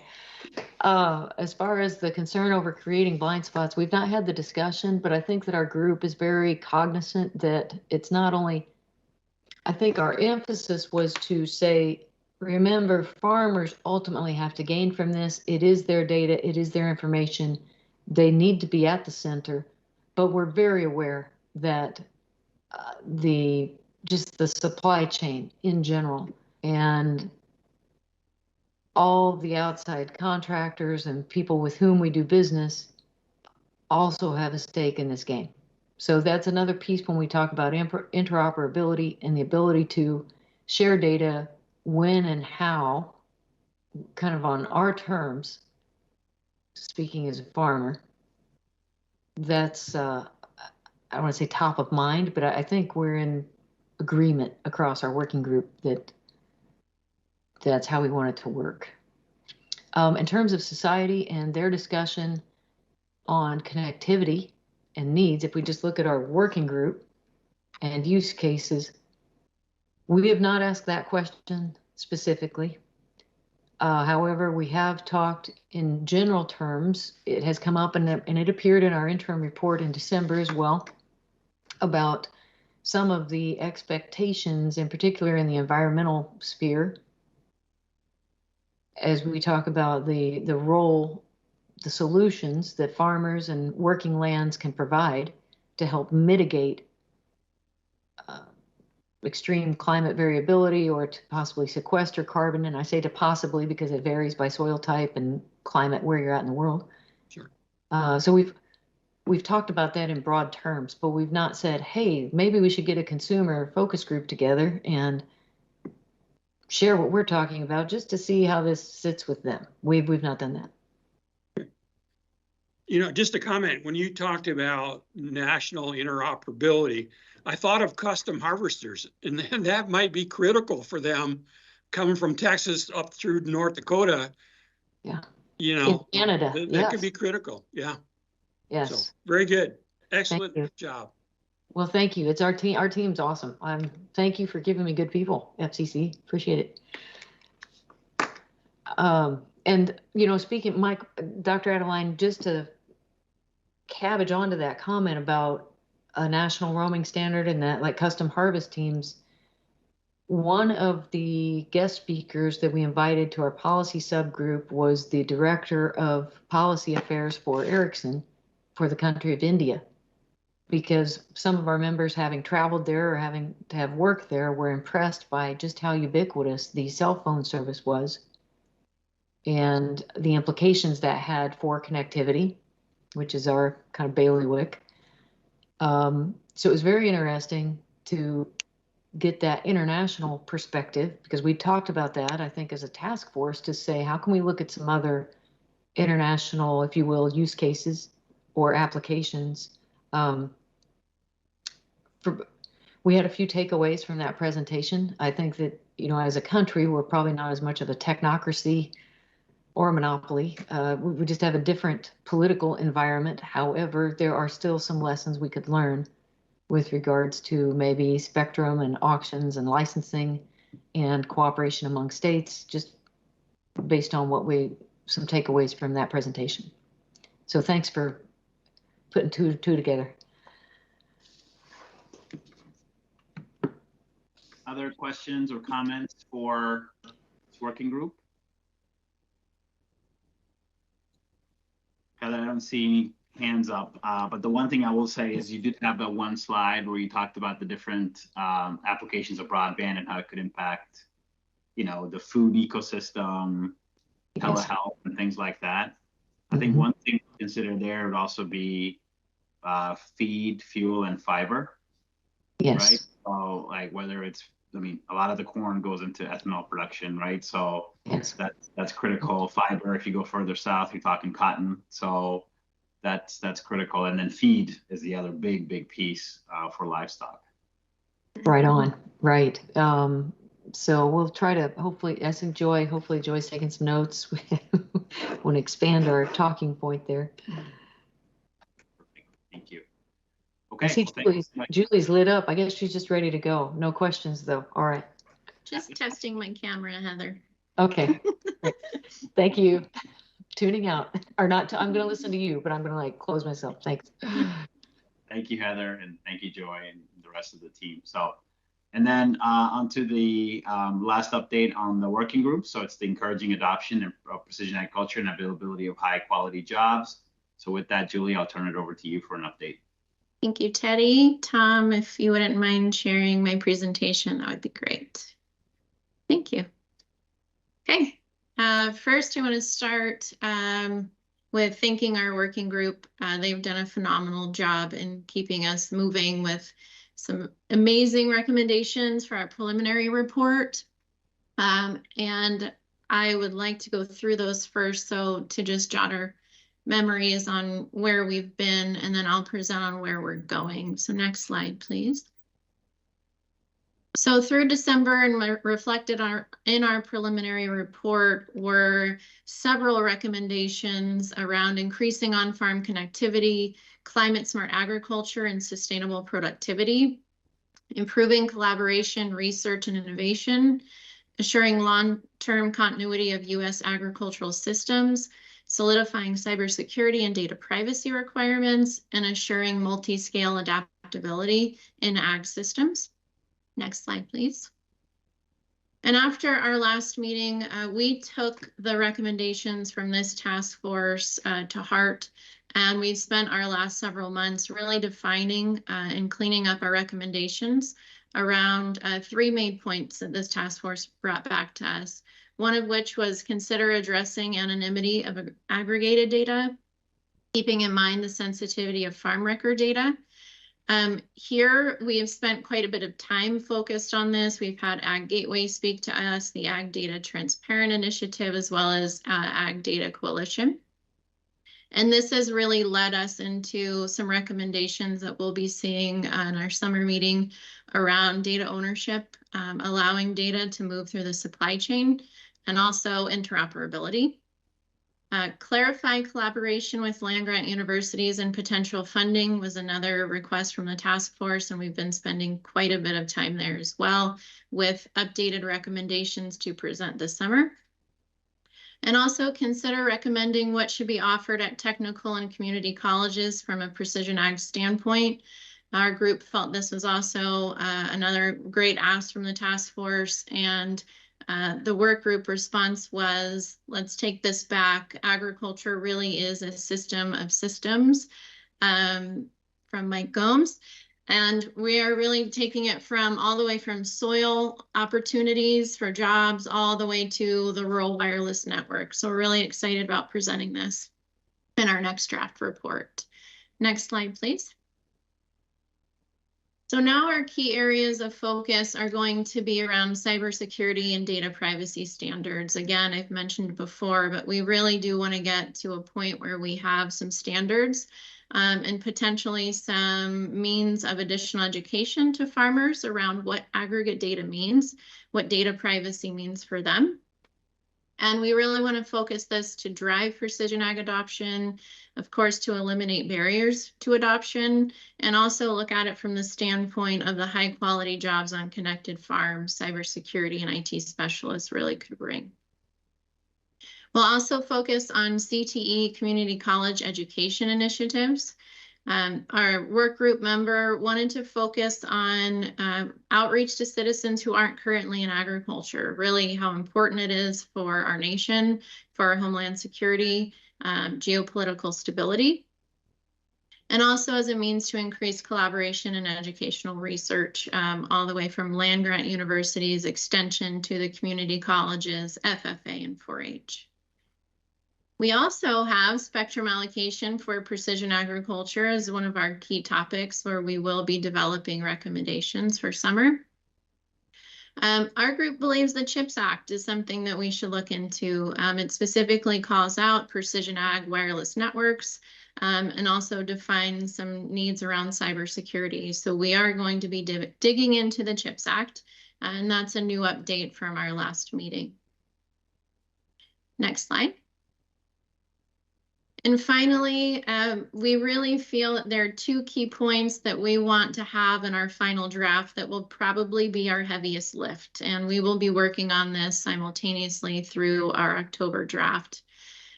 We still need to address one of our key charges as a work group, which is defined metrics the FCC could apply to measure and track progress towards deployment and precision ag adoption. We are and have looked at current surveys that are in use, potential NAS updates to the farm census, and we will have recommendations here in our next draft. And finally, we'd like to develop a roadmap for precision ag adoption on farms and ranches. Our focus will be connecting the acre of all farm sizes, from your 5-acre farm to your 1,000-acre farms. We do intend to build a roadmap here. And then also what we're looking at is that state level training programs or state broadband coordinator discovery. How can that help us build a roadmap to success, from digital literacy training to helping rural communities with the challenges on mapping, et cetera. And I believe that's the last slide. Yes, thank you, Tom. Thank you. Mike, Dale, Loran, Bob, anything you'd like to add?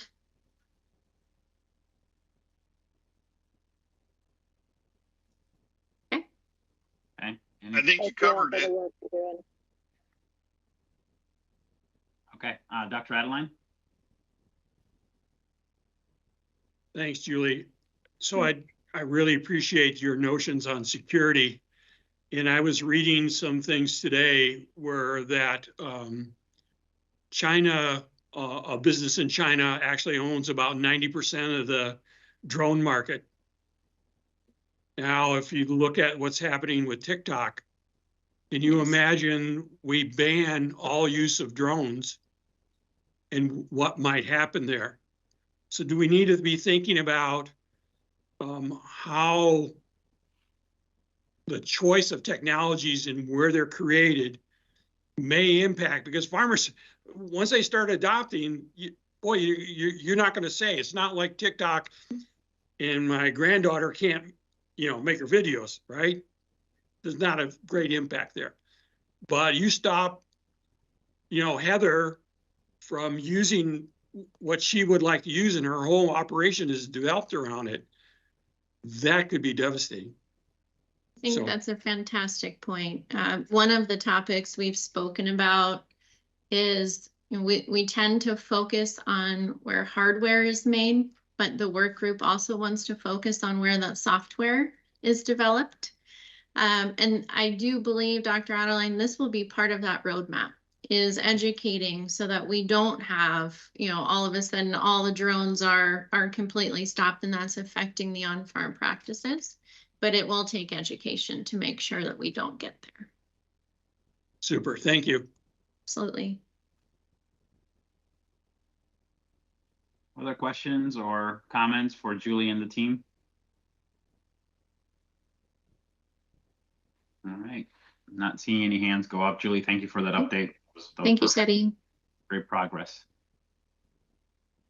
Okay, so we've done all the updates. I think all the groups are in really fantastic shape.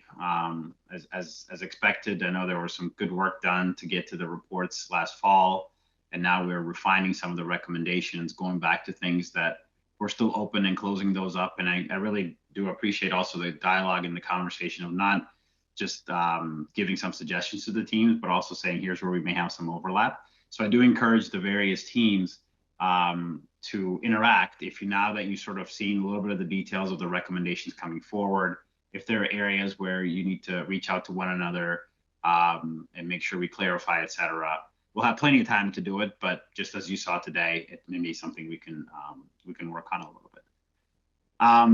So that's kind of the bulk of the agenda for today. The last really space we have right now before I turn it over to Lauren for some logistics is just to see if there's any other outstanding points or things we want to discuss. As usual, just raise the hand and I'll call on you. So Andy, I see you have your hand up, so we'll turn it over to you.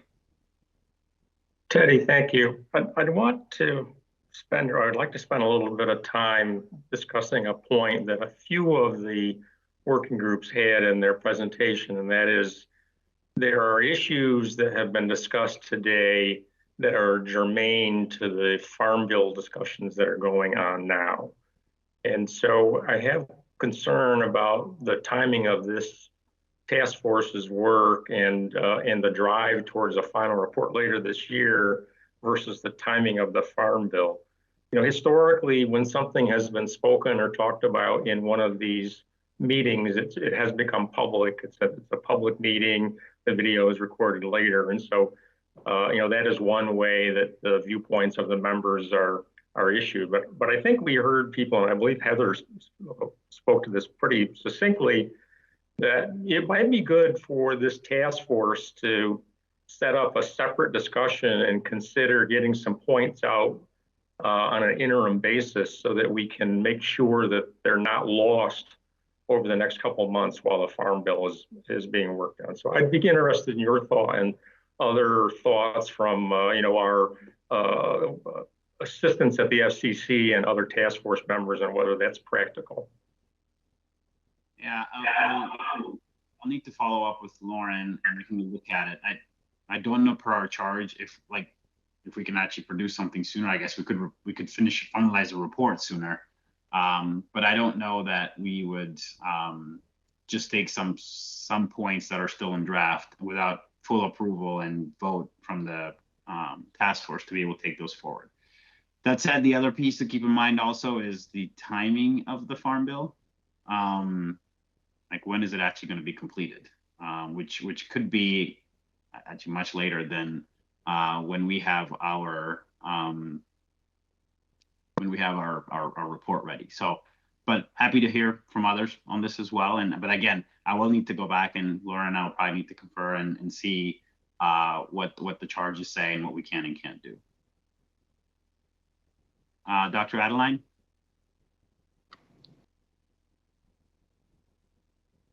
I think Heather was next.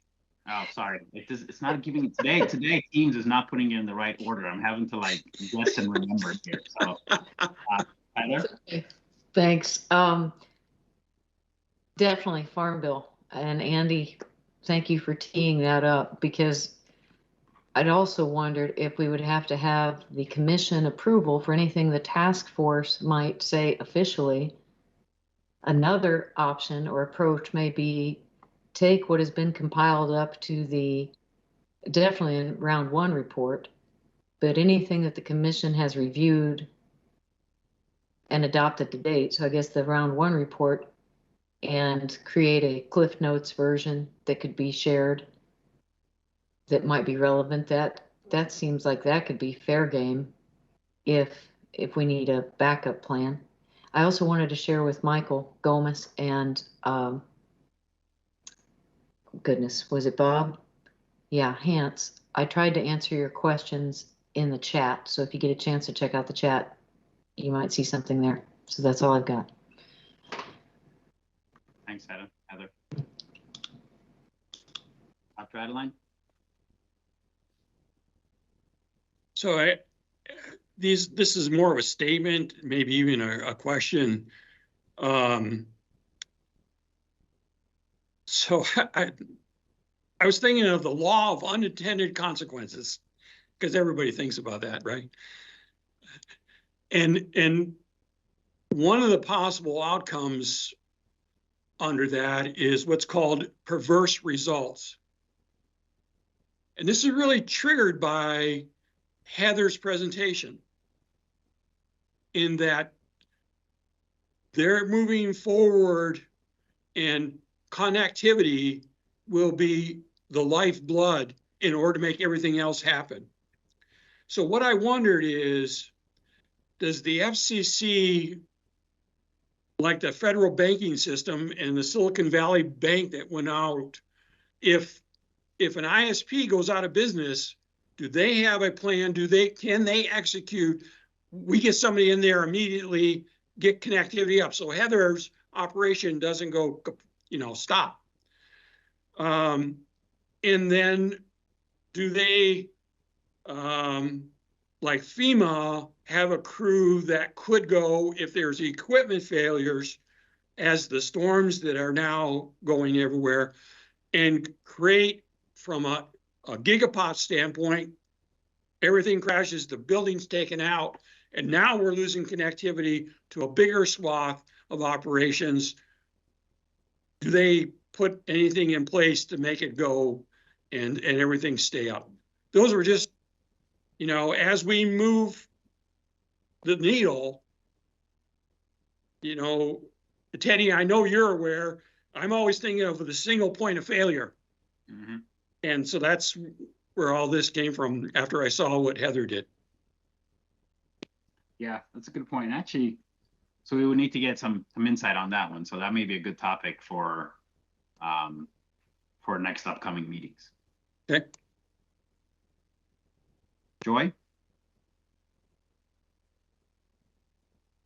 Thank you. Yes, I think that's, Dr. Adeline, that really resonated with me. And I think that speaks, number one, to the significance that the backhaul needs to be reliable, redundant, robust, and meet the higher standards. But also, I think in terms of security, what we're talking about having the backup that's necessary to make sure that this entire system network is secure.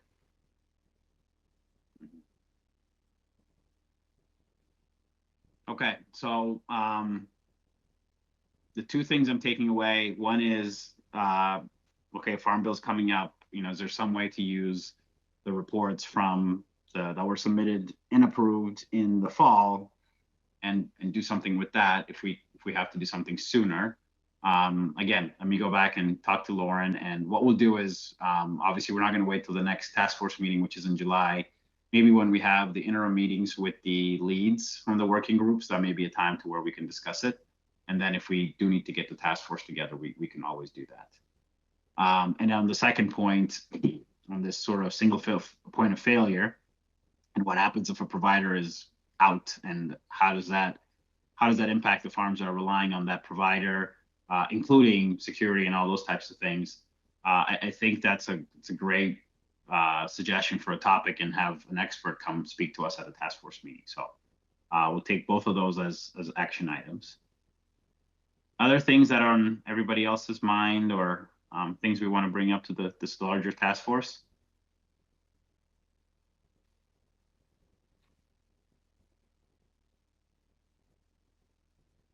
Okay, I'm not seeing any hands go up, so we'll take those as to-do items.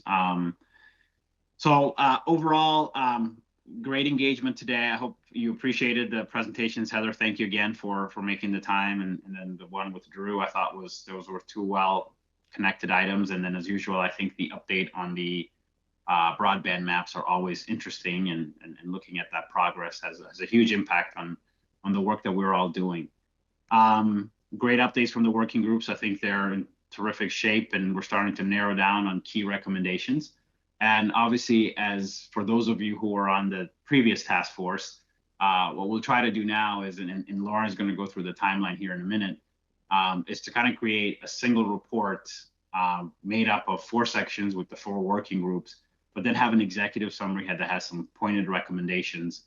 And obviously, when we talk about Farm Bill, those are kind of the recommendations we would want to bring forward. So, so we'll kind of, not to back ourselves into a corner at the end of the year, we'll try to tease that out even sooner and sooner, so we can start to create this one report with an executive summary and 4 major sections in it for the remaining time between now and our last task force meeting. So that's really kind of where this is converging. So the work that the working groups have done this far in refining the recommendations, kind of finalizing or getting to a good draft state of what that is really critical to be able to get to that spot. And then obviously we want to make sure that we have time during our meetings that we can discuss these recommendations, make sure if there's no overlaps, or if there's things that are conflicting, how do we resolve those? Give ourselves the opportunity to be able to resolve all those things. So that's kind of really what's on my mind. Again, for meetings, there's one in July. Like I said, it's probably going to be hybrid, and then the other one in November. Always having speakers is good. As you heard now, there was one suggestion now of a speaker. We do have a running list of topics we want to hear from, and maybe even speakers.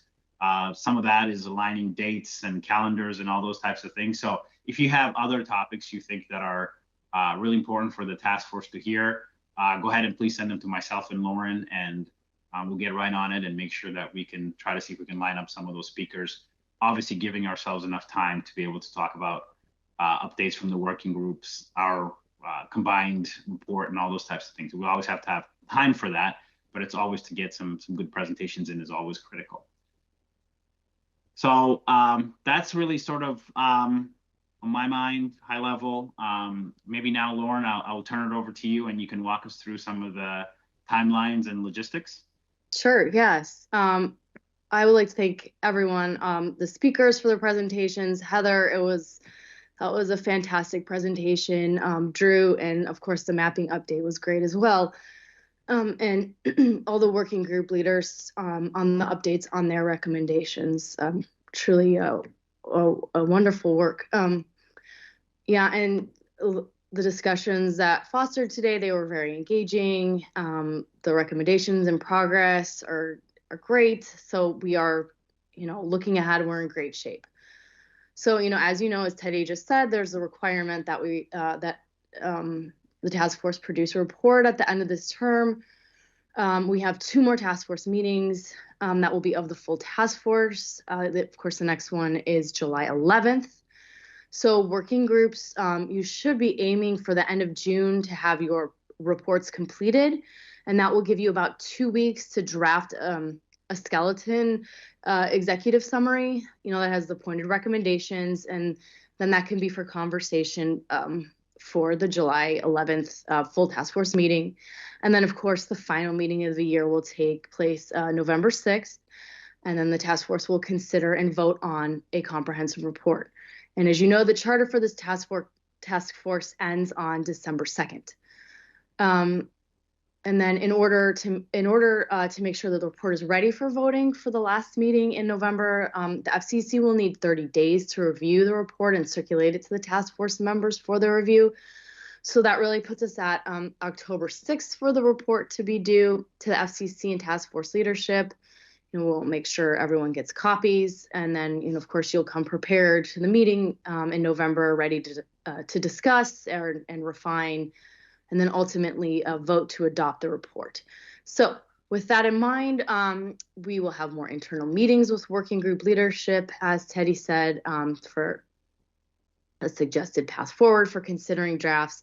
Again, it's just very important to be aware of the deadlines at play here, and that we have that the report is done and submitted by October 6th or earlier, if possible. And, again, the July meeting, it will be a good opportunity to discuss a comprehensive report and, a draft executive summary. And as always, for each meeting, as you have done already, just come prepared to discuss any concerns or issues you have with the report. And with that, yeah, I just want to thank everyone again. It was an excellent meeting, and I will turn it back over to you, Teddy, to adjourn the meeting. Great. Thank you, Lauren, and thank you for updates on those dates. Again, we'll talk about these dates over and over again. Yes. So make sure that we don't have any slippage there. But I'm not seeing any other hands go up or any other last comments. Again, Lauren, thanks to you for keeping us on track, and the rest of the deputy DFOs have been, I think, been a great help to all of us on the working groups and the overall task force. So with that, also thank for the staff for helping us with virtual meetings and getting us the countdowns and all that recording. So thanks to the team for that. And I will now call this meeting to close. Thanks, everyone, and have a great rest of the first quarter, and then we'll see you in July. Thank you. Thank you.